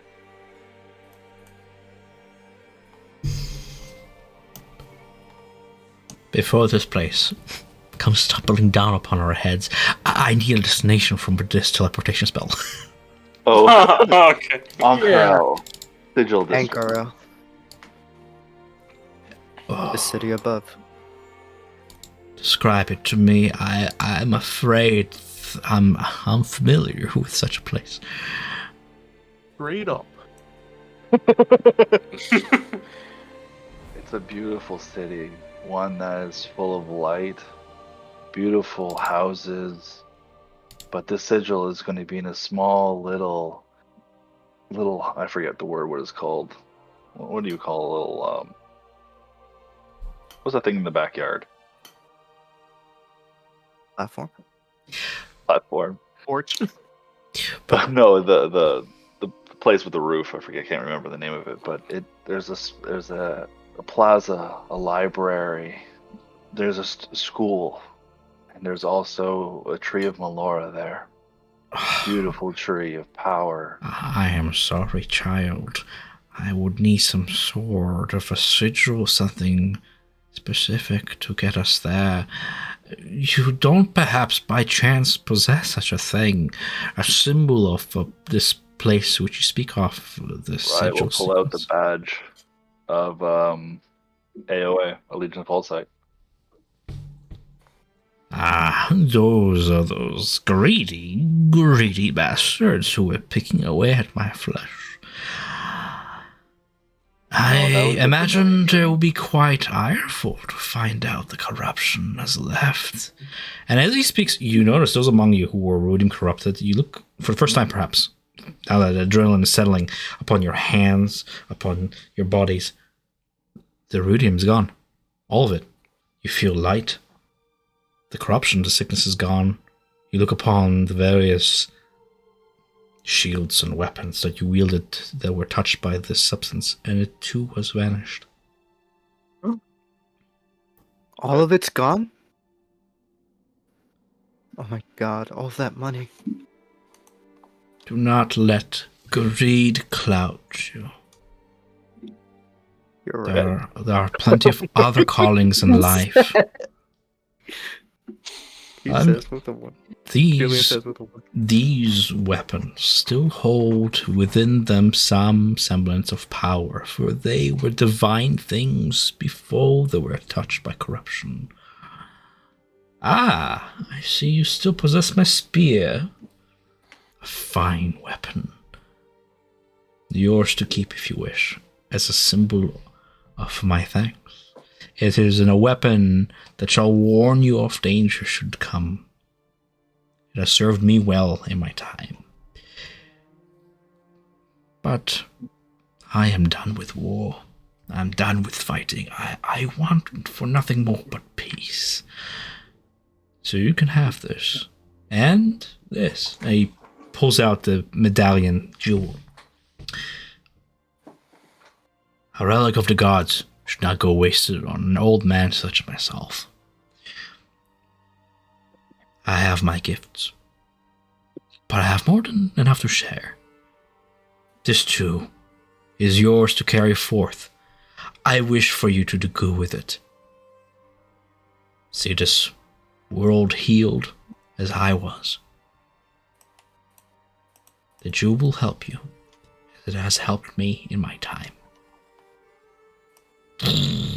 More crashing rocks around you guys. The place begins to corrupt. Right. I'm Corel. I will do my best to get us there in one piece. Everybody hold hands. I think I still remember the words of the prayer of transposition. After all, Arquette used to be beautiful once. I think I can recall some of that beauty still, even after so long. Just like in my dreams, but this time for real. Unless there's anything else you wish to do here in Netherdeep, you may let go and usher forth yourselves out of this place. Not for me, I follow him.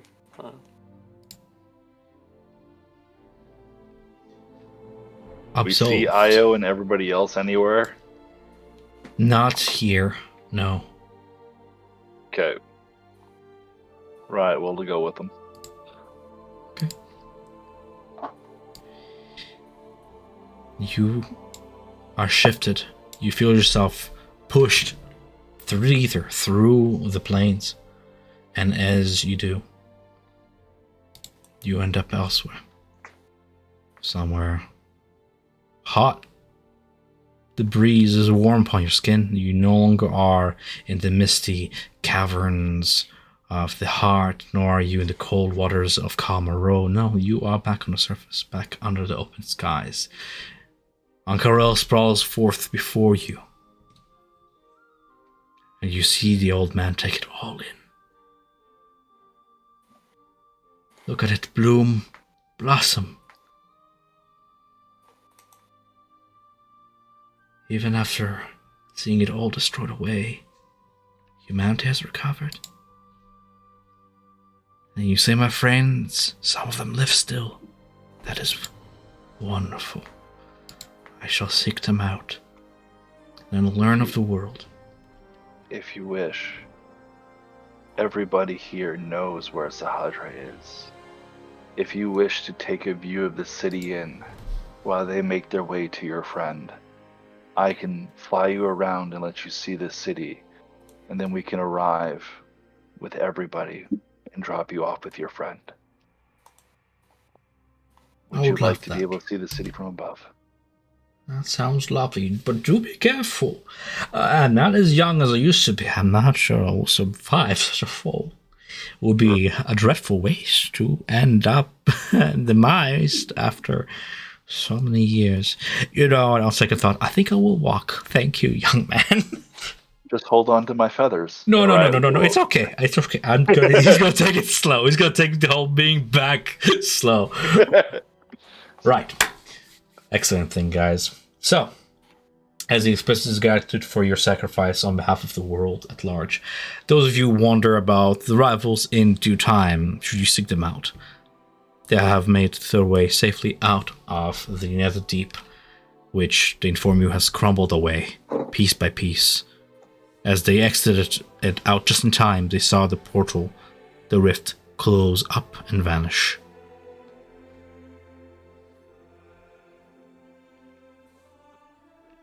As for their opinion of you, some of them, like Dermot and Irvin, become staunch allies, bonded together through this long journey of yours. Having faced this cataclysm together, they realized that as fun as this race was, perhaps there is no winner. Heroes, unsung as you are, it is their part to tell your story, as they hope you will tell theirs, as they plan to return home and continue their adventure elsewise.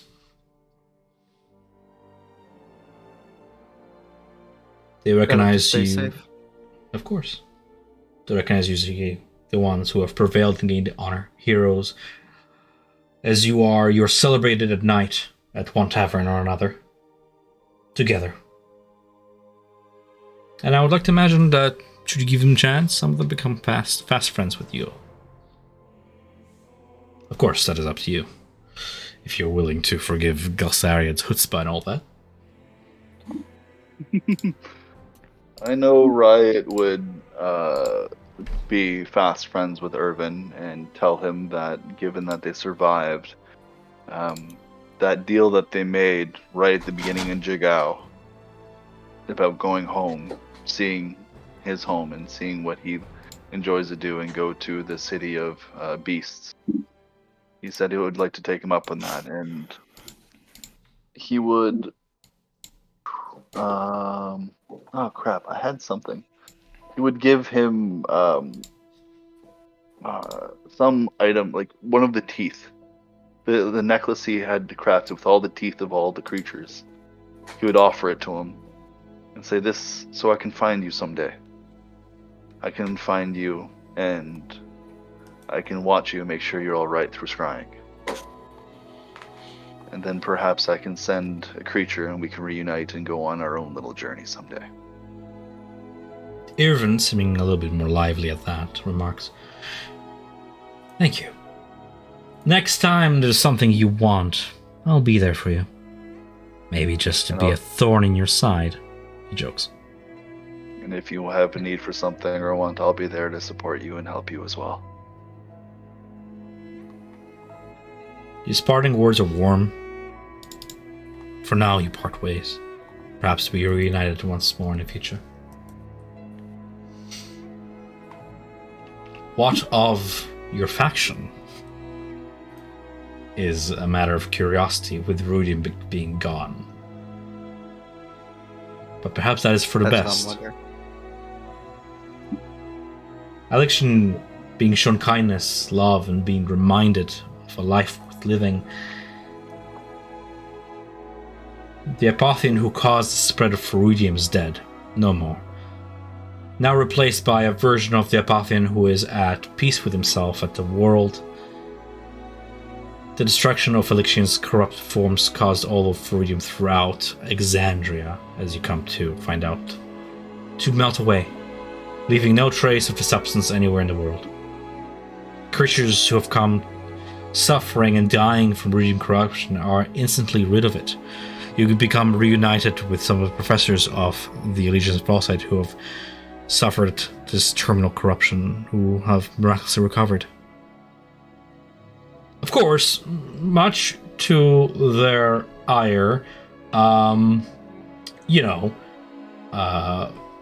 this vexes the Allegiance of Farsight, having not being able to make capital on this newest substance, and in due time they'll have to return to using Whitestone's Residium instead. A much safer option, but what a waste opportunity. Nonetheless, for some of your efforts, you retain your rank badges should you ever require their services in the future. The Consortium of the Vermilion Dreams stops operation in Ankarel all throughout, seemingly vanishing overnight. Their purpose here gone in an instant. Perhaps they've refocused their efforts elsewhere. But we won't find out about what they're doing in about 7 years, and Critical Role's Campaign 3, all that, so we don't worry about that right now. Ruby Vanguard. Right. You guys enjoy a full year without the red moon flaring once. Would you like to detail what your characters are up to? Where do you head now?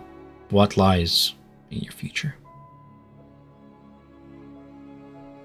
Well, for me, I want to grab a drink with Dermot. After all, I did say that I wanted to have a drink with him after the tournament, so hopefully we'll find the time to do it. And though my time was short with Fate's Fortune, I believe that through the trials, through all the battles, and all the good times, that despite the short time, I believe we've created an eternal bond that transcends time, space, and I believe space. Yes. He just sort of takes a drink from his cup. Mm-hmm. How many drinks do you have, buddy? lost count. But I believe after completing this prophecy, I think me and Alexandria can head back home to Exandrum with our head held high. That is wise. I think I will come with you.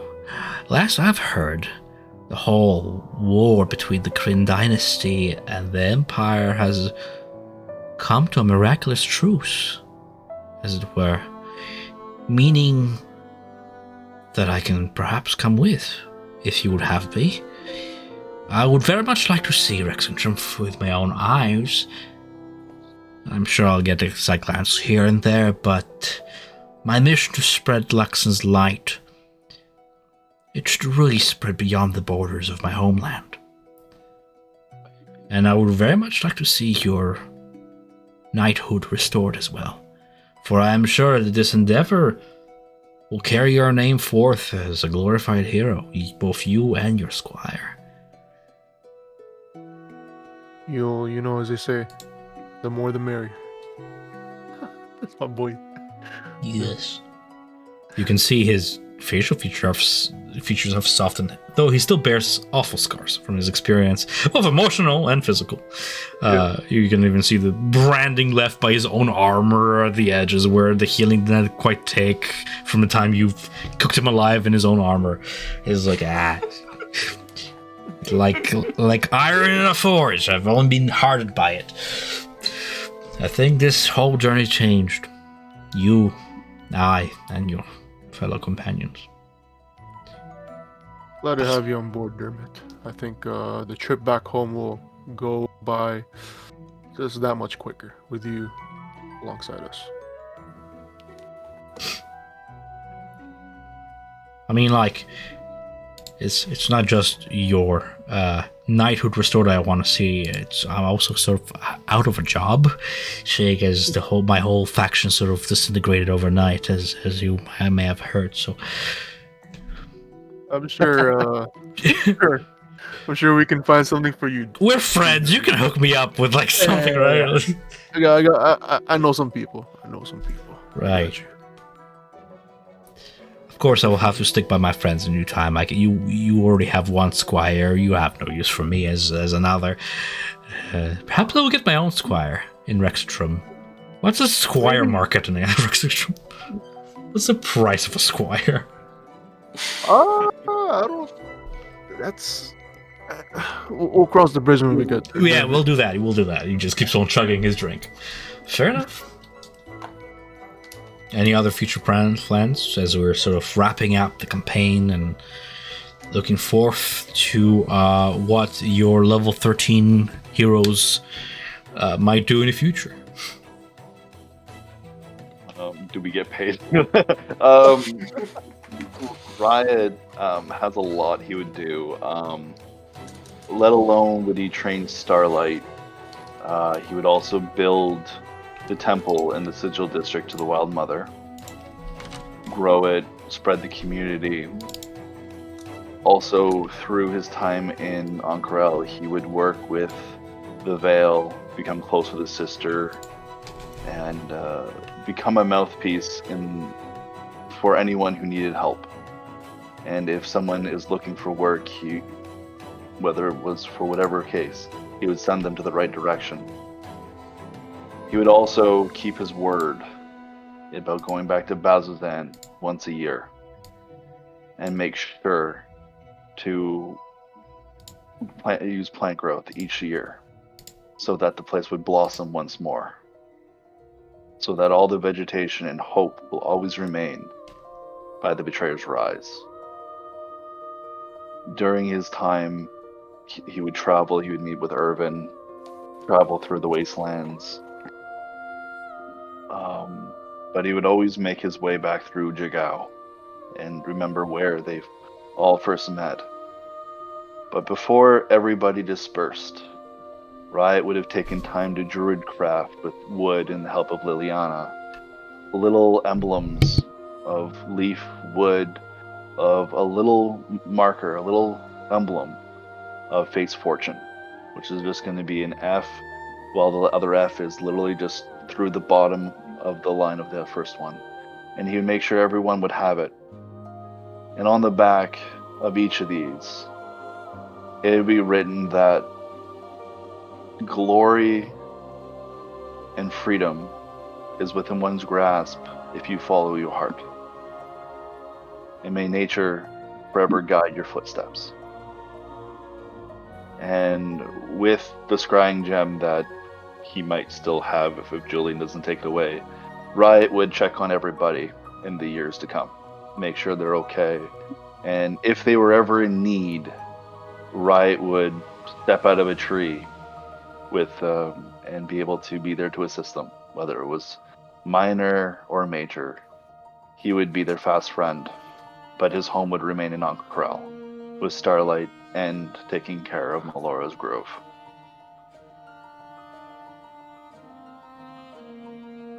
That's nice. And maybe court Liliana Witchwood. You never know. Yeah. As you continue to reflect upon the adventure you've had together and the memories you've made, does anybody else wish to detail the wrap-up of their character?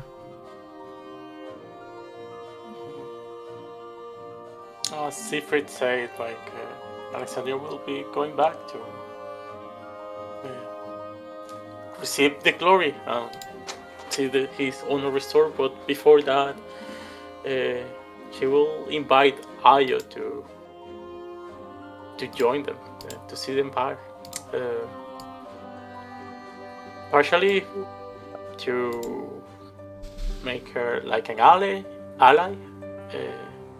and to keep an eye on the spear of Grunge.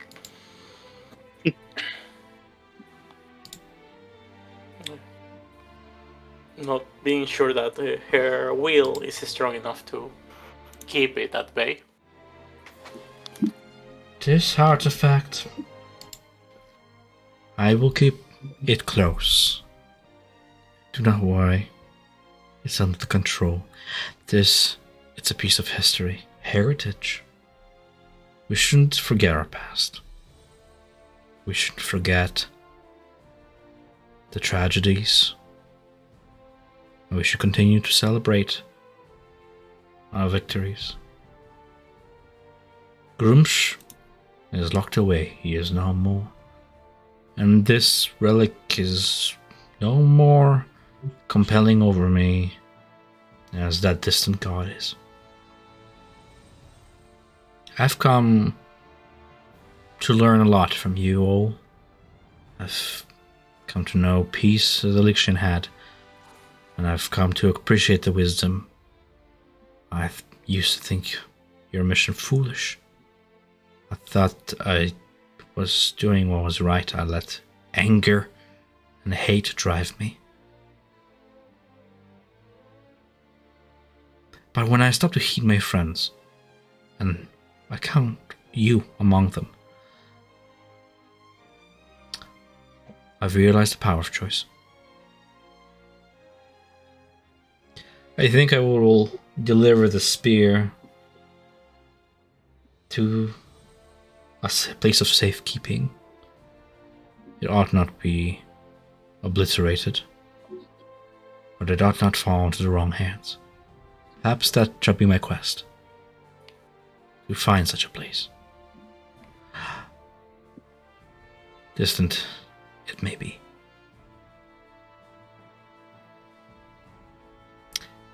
The journey might be hard, but I have my friends. Stand by me as you have yours, wherever your journey takes you. And who knows, maybe our paths will cross once more. If you ever need my aid, call upon me. I might just answer, if I'm bored. That's funny. Louise Io. Do you think this all began... Well, you weren't there, but this all began with a mere competition. How did you get involved in all this? And that's a whole other conversation. All of us were there. Oh, right. Dermot was kicking your ass in tournament. I remember now.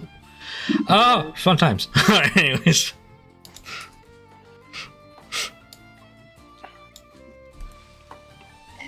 In their bit of an epilogue fashion,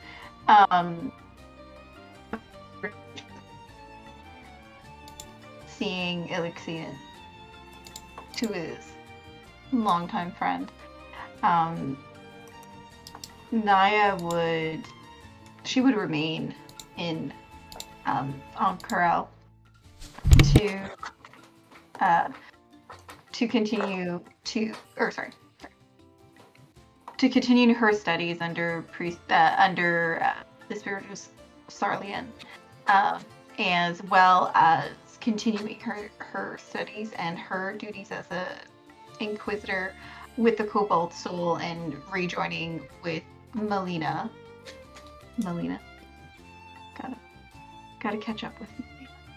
As to continue the research into the different factions, Corral, and helping those in need and discovering the mysteries of such a old city.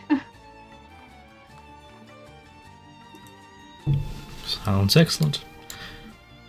I think that's everybody. Julian, what are you up to?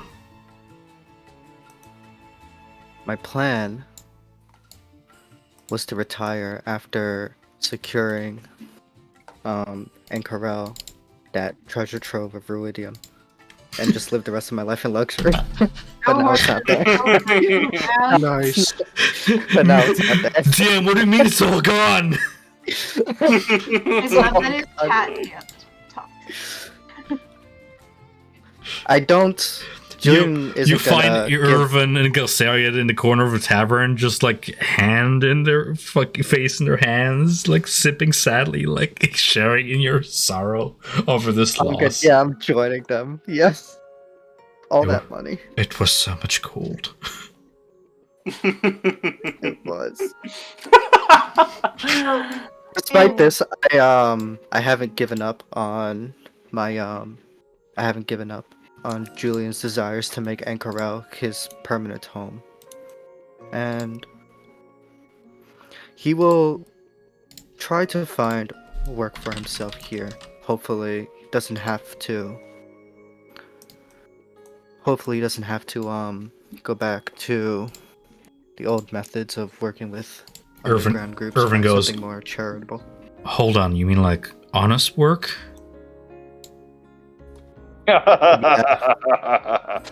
Yeah, honest work, hopefully. He just gives a shudder. Ugh.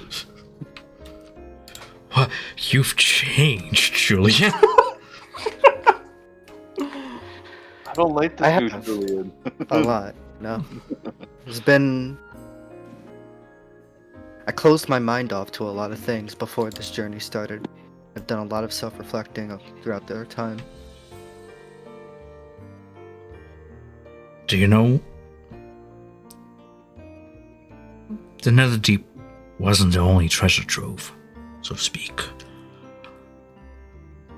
I'm just saying, there's the casino. I mean, like we could like pull off a heist or something. I'm just shooting off ideas. I mean, what's the worst that can happen, right?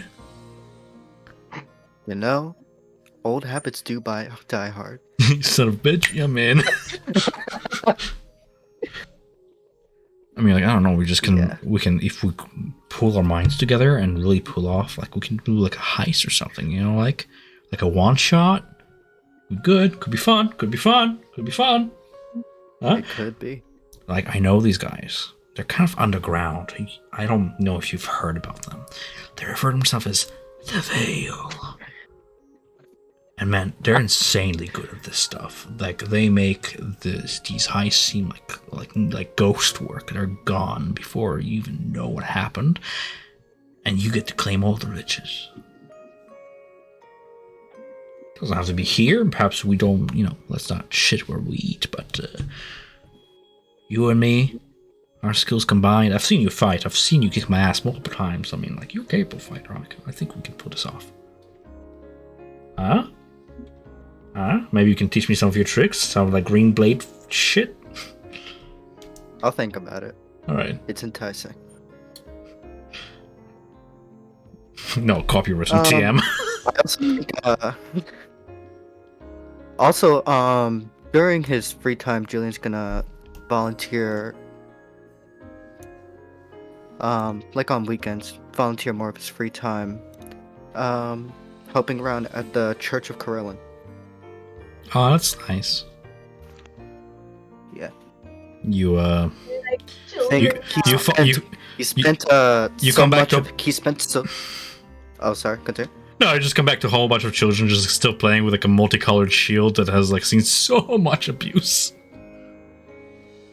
the shield you gave him to them, so they kept enchanting it.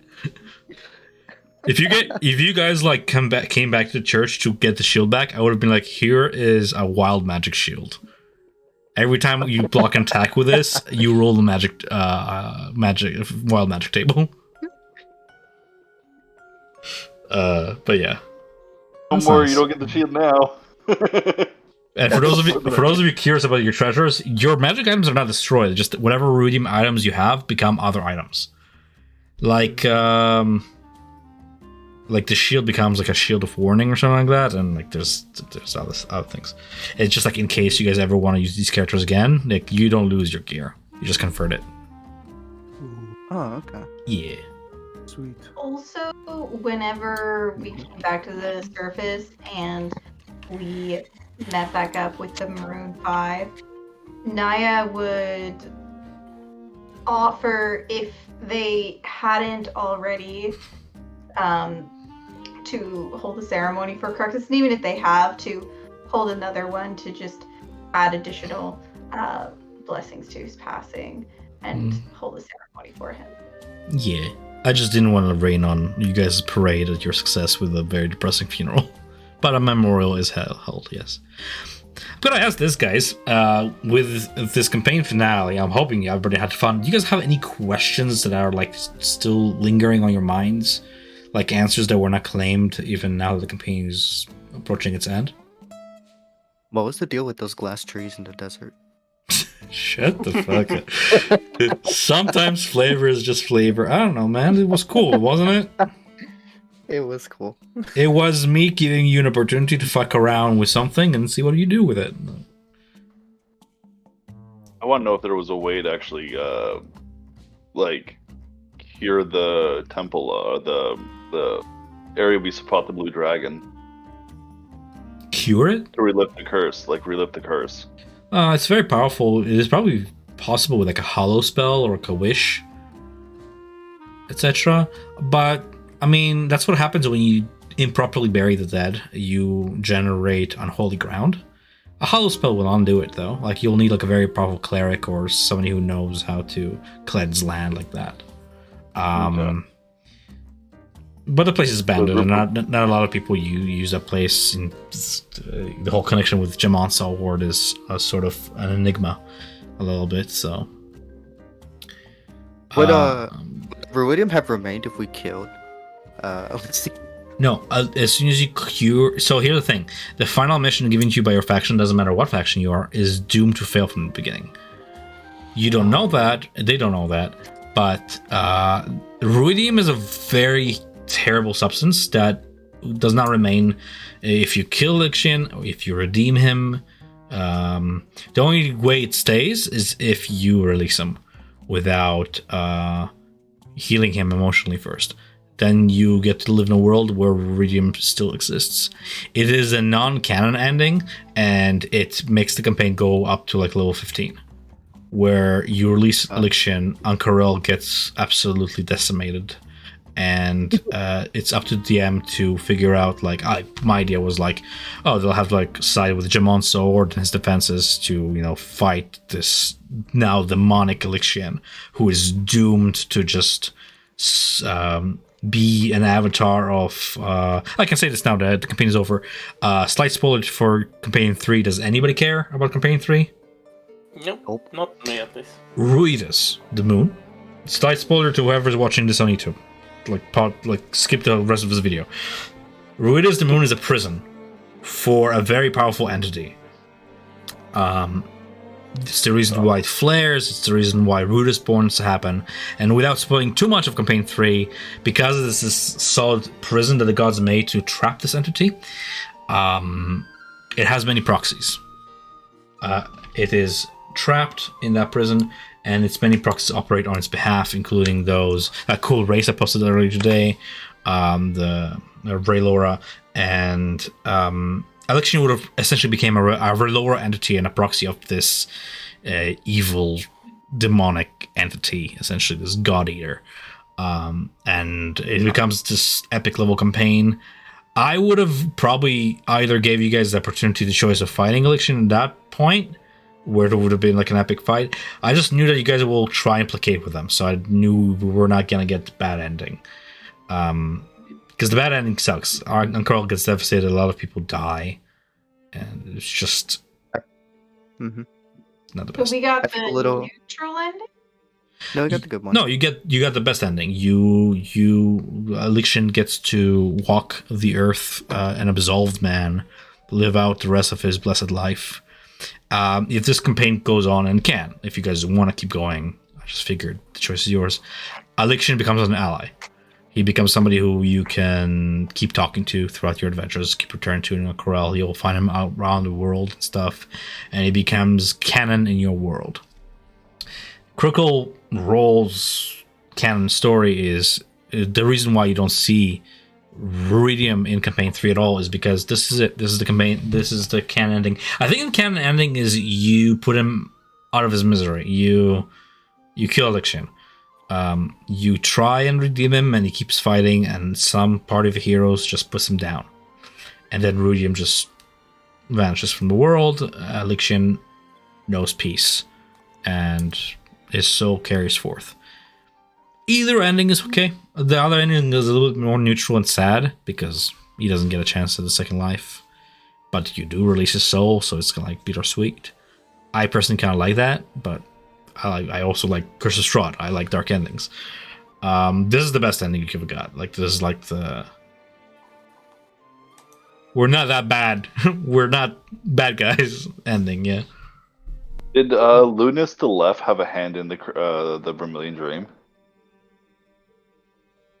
I think it's very safe to say that yes. I think it's safe to say that the Vermilion Dream sprawls across the entire world and has as far of a reaching presence as the Cerberus Assembly. And Ludinus to the left, acting on behalf of the Cerberus Assembly.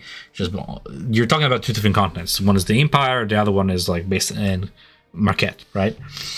Well, I know he's essentially the main character of CR3. I just wasn't sure if he actually had a hand in this preemptive campaign. As written, no. Can I DM Adam? Okay. No. Yeah, they can add him. It's just that I didn't watch any of campaign 3, right? So, and I didn't want to spoil campaign 3 for anybody who wanted to watch it still, while we're still in this campaign. I don't know. I didn't want to just, it's weird. I didn't want to start merging my canon with Matt Mercer's canon, and then this campaign yeah doesn't clash too much with it. Just so you know. It's just a prelude. You might hear about Rudis and Elixion and stuff. If I had a second chance to run this campaign, I would include a lot more Raylora influence in the Netherdeep because it is an extension of Rudis. But that's a lot of Easter eggs for people who like either you know or you don't know. I think this campaign was fun regardless. Yeah. I love the art in it. I love the story. It feels satisfying. At least I think so. I don't know. I hope everybody has fun. Oh, definitely. This was No, awesome. fun. Thank you very much, Tom, for sticking it out for 2 years. 2 years. Well, I know you guys started this like in the spring of that year, even though didn't actually play until the fall. We started 2 years. It hasn't been 2 years. Unless you're choosing the time that they started. Well, like 3 we started in times. September of 2023. No, This is 2024. We started like a year and a half ago, I would say. This took us, if Yeah. we did the weekly sessions, skipping a week or some here and there, for 69 sessions, guys. I mean... Did we actually end on 69? Yeah, nice. Ah, Giga to go.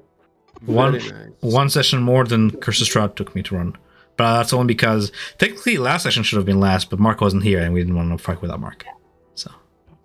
It's okay, Mark. You helped us get to 69. Mm-hmm. I was planning to have a session 70, but I was like, I don't know if we have enough of a not prelude. What's the end of a Epilogue. epilogue? I don't think we had enough for like an epilogue. I think everybody was sort of knew where their characters were headed, and I just wanted to give you guys a space to sort of cool off after a big fight and just wrap up things. And we had enough time to do that tonight, I think. Yeah. That's nice. I know that feeling when you have a character you've been playing for like a year and some, and it's like, oh my god, it's over, and like I'll never play this character again. But you have your stories, and I think that's good.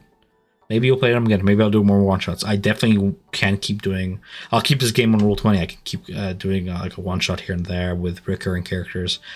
Level 13 though. Yeah, you level up. So if you want to do that, you can. And then I have plenty of potential for one shots and quests around Exandria. If anybody wants to explore this world, there's like 3 continents to explore. I have all of the books, supplements to run quests there. It will be sort of homebrew from there, which isn't a bad thing. I'm fine with doing one shots. I don't know if maybe some of the time I'll pull right in, but I think I'll also do other people. I mean, I like playing a variety. I would imagine you would want to play other characters. I even was like, I was gonna go as far as because I was contemplating having the rivals be there, fighting with you guys, at least some of them.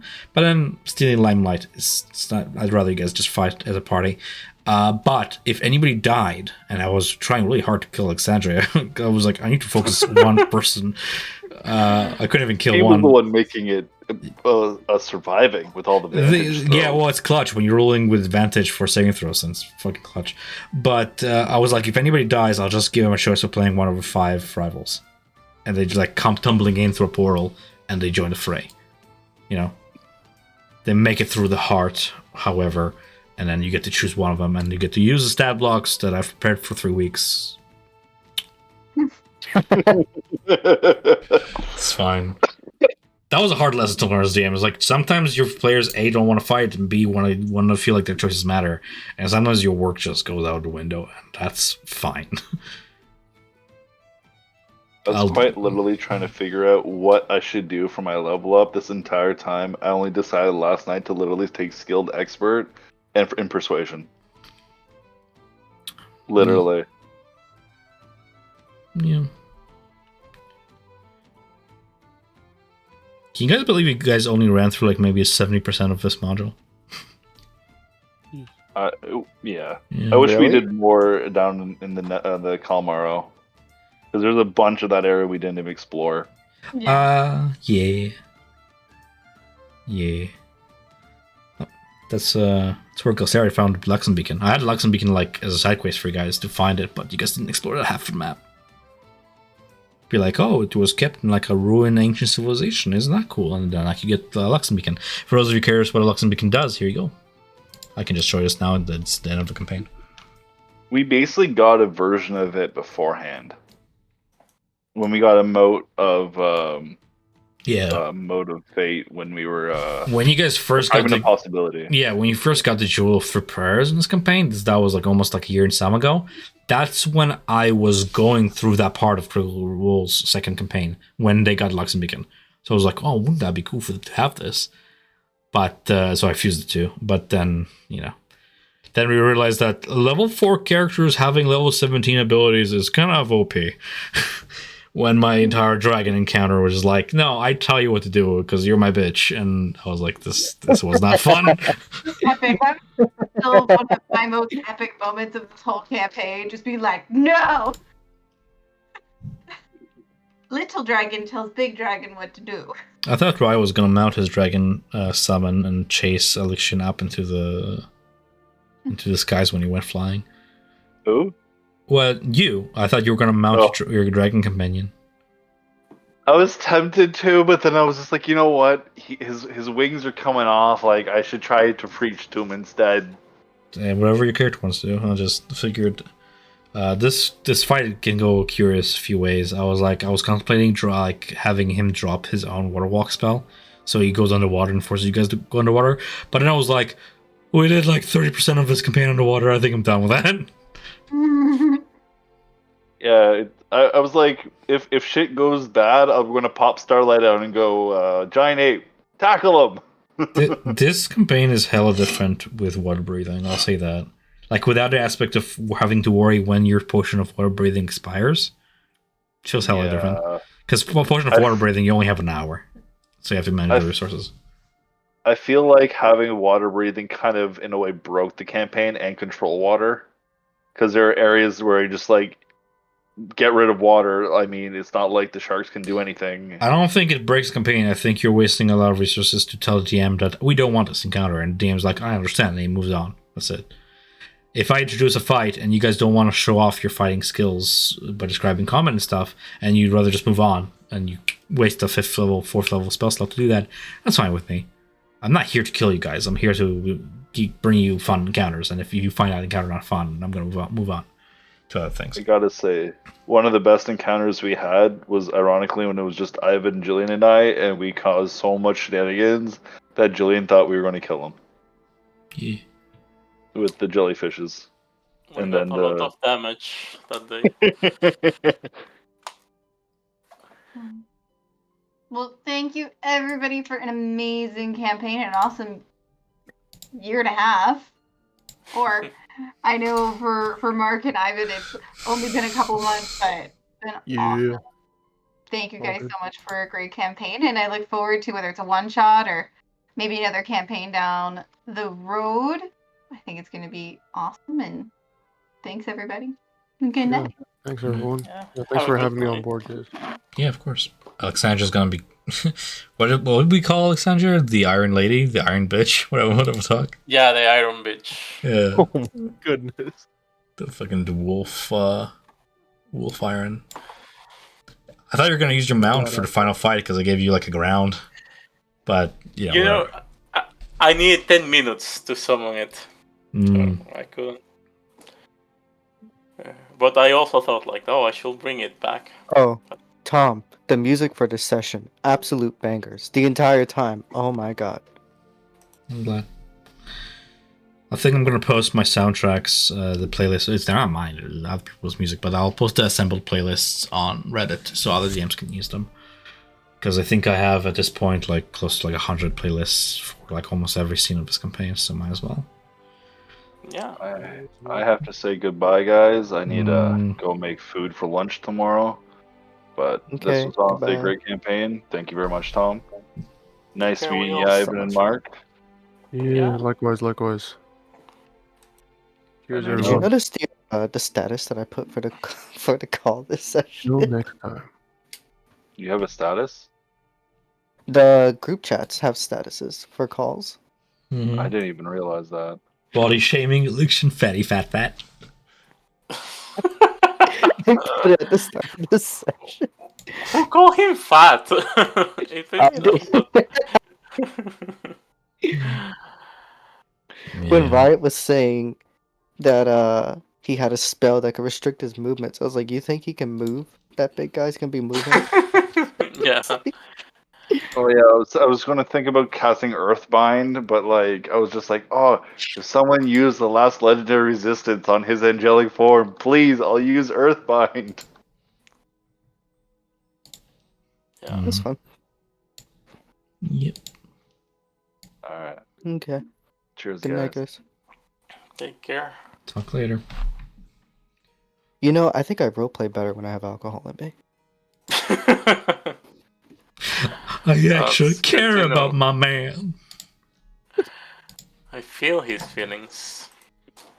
I'm glad. I'll take that as a compliment because to me, it's a very schizophrenic experience. It's the first for my actual personality, and I'm just like, okay, I have to like convince them that he's in pain. And I'm like, okay. I'm like, I'm unburying emotions out of myself that I didn't know existed. You know, I don't know what part of me I'm reaching into to get there, but I'm reaching into it.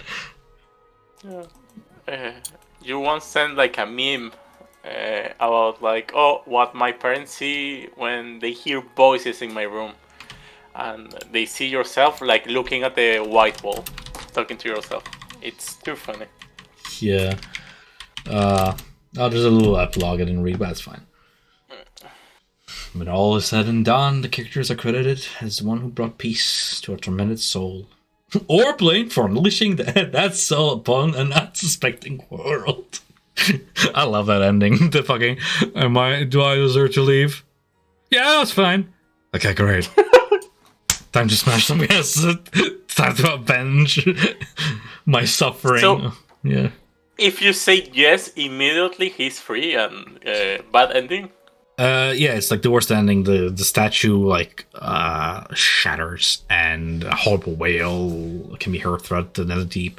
And remember that vision that Theo gave you with the dark cloud entity? He becomes like this non-corporeal just force of destruction, which is very reminiscent to the Dark Storm in the Stormlight Archive books. This is pretty much what this whole campaign is based on, really. Elixion is just Kaladin from Stormlight Archives.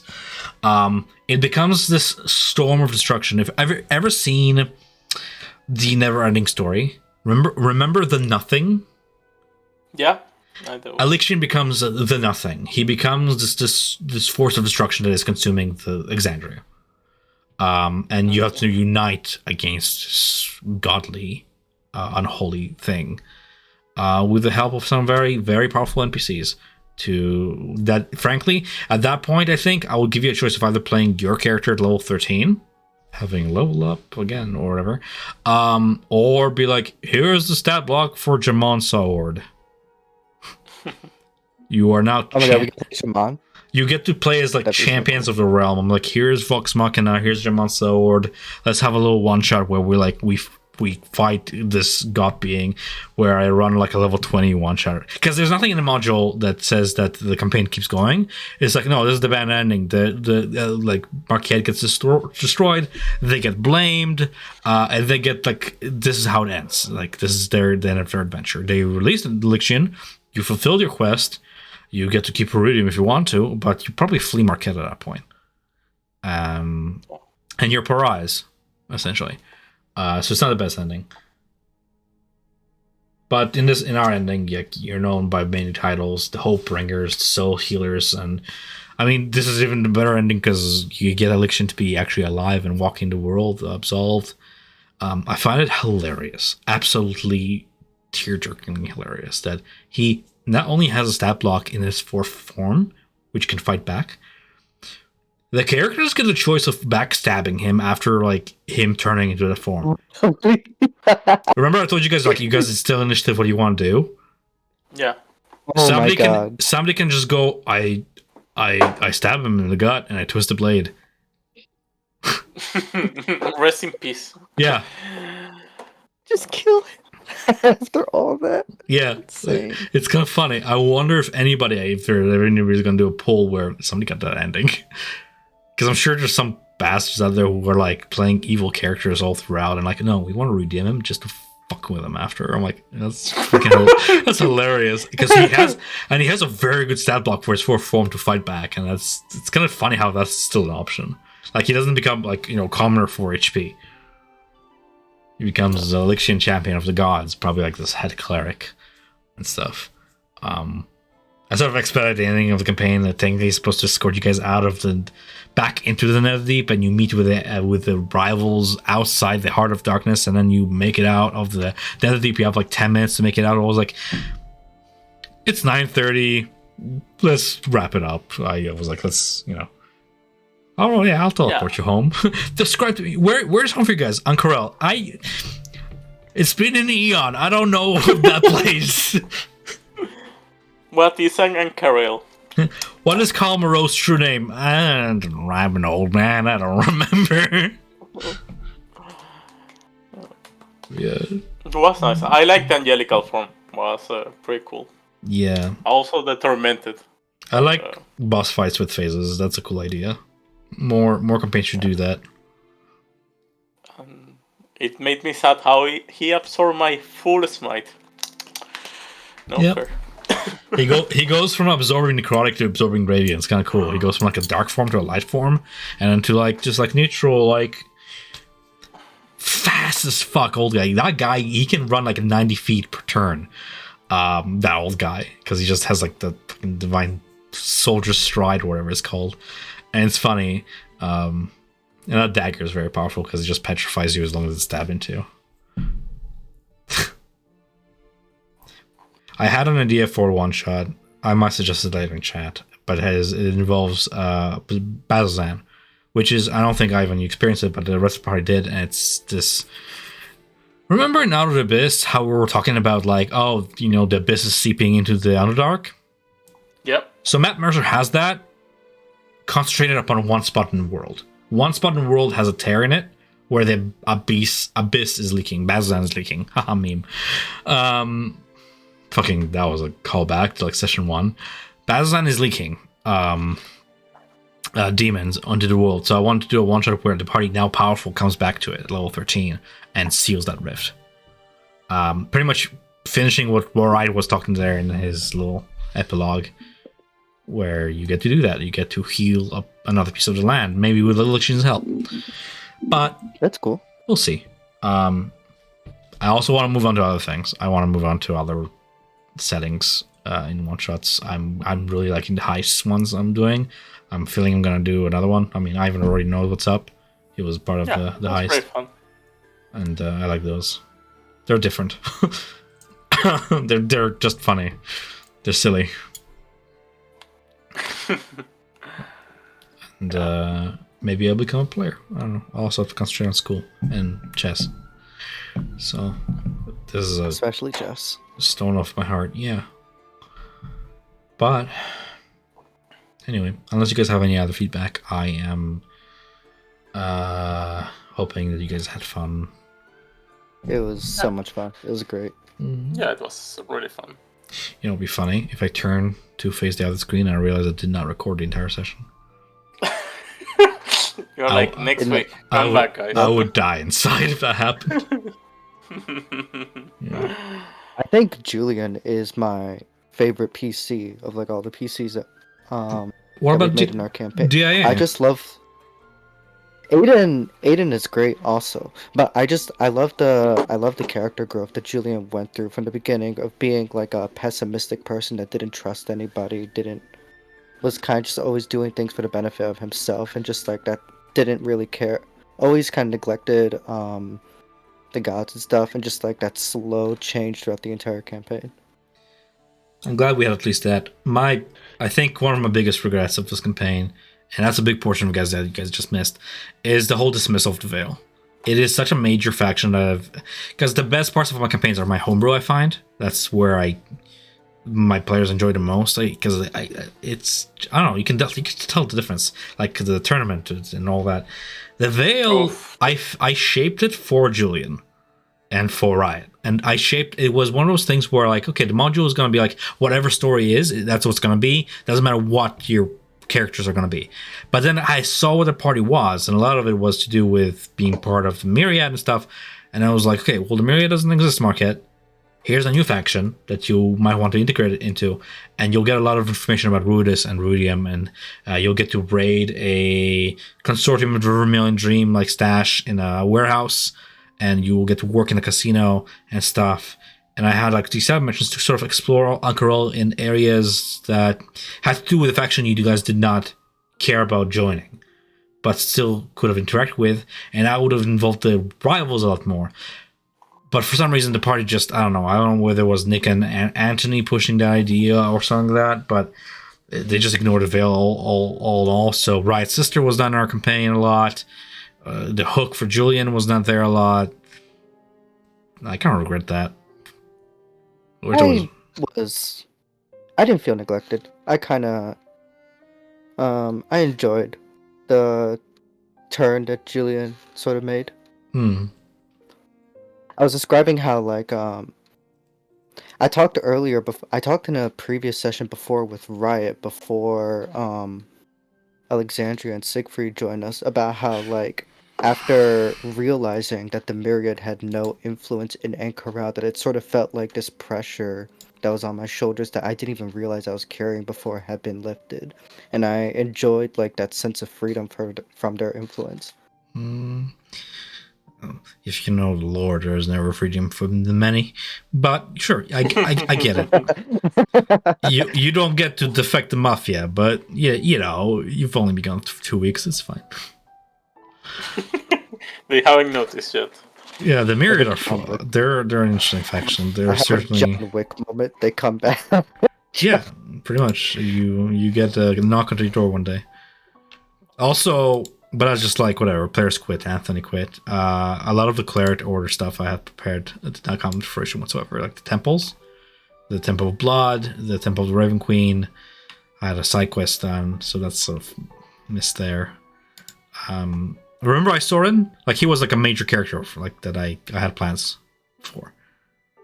And I remember Anthony was like, "Oh yeah, when we go to Ankarel, like where their ship has sailed, I'm going to talk to Isorin. I'm going to stick him out and ask him about a whole bunch of questions about like getting a sect of the Blood Hunters here in Ankarel." And I was like, "That's a wonderful idea." And I wrote like 30 pages of content for that, and then he just never spoke to Isorin. For a second, I was like, "Who's Isorin?" And then you mentioned the Blood Hunters. I was like, "Oh yeah, that guy." The guy who I gave him the Witcher voice, because I was still experimenting with that AI stuff. And yeah. Wasn't he like a lycanthrope or something? No, that's the Oh other no, guy. he's a Blood Hunter for It was Anthony's He was a- character who was the lycanthrope. He was a ghost slayer. He was gonna help you guys with the place you said that needed to be cured, the Vault of Shumas, where the dragon was. He was gonna help you cure it. He was gonna help you like cleanse it from the undead and all that. But just, I figured if the party's gonna make an effort to speak with him and stuff, then I'm not gonna push it. Especially because it was Okay. it was Anthony's thing, and that's just it. Right. Yeah. Alright. Well, I'll let you guys get dinner, go to sleep, whatever. You had a 12-hour Yeah. shift. Good night. Yeah, I haven't eaten Take care, since 3 guys. p.m. I'm gonna go get something to eat now. Well, enjoy, Tom. Thanks Oh. for the game. It was pretty Yeah. fun. Thank you. Take care. Bye. That was fun. Good campaign. I'm talking to myself.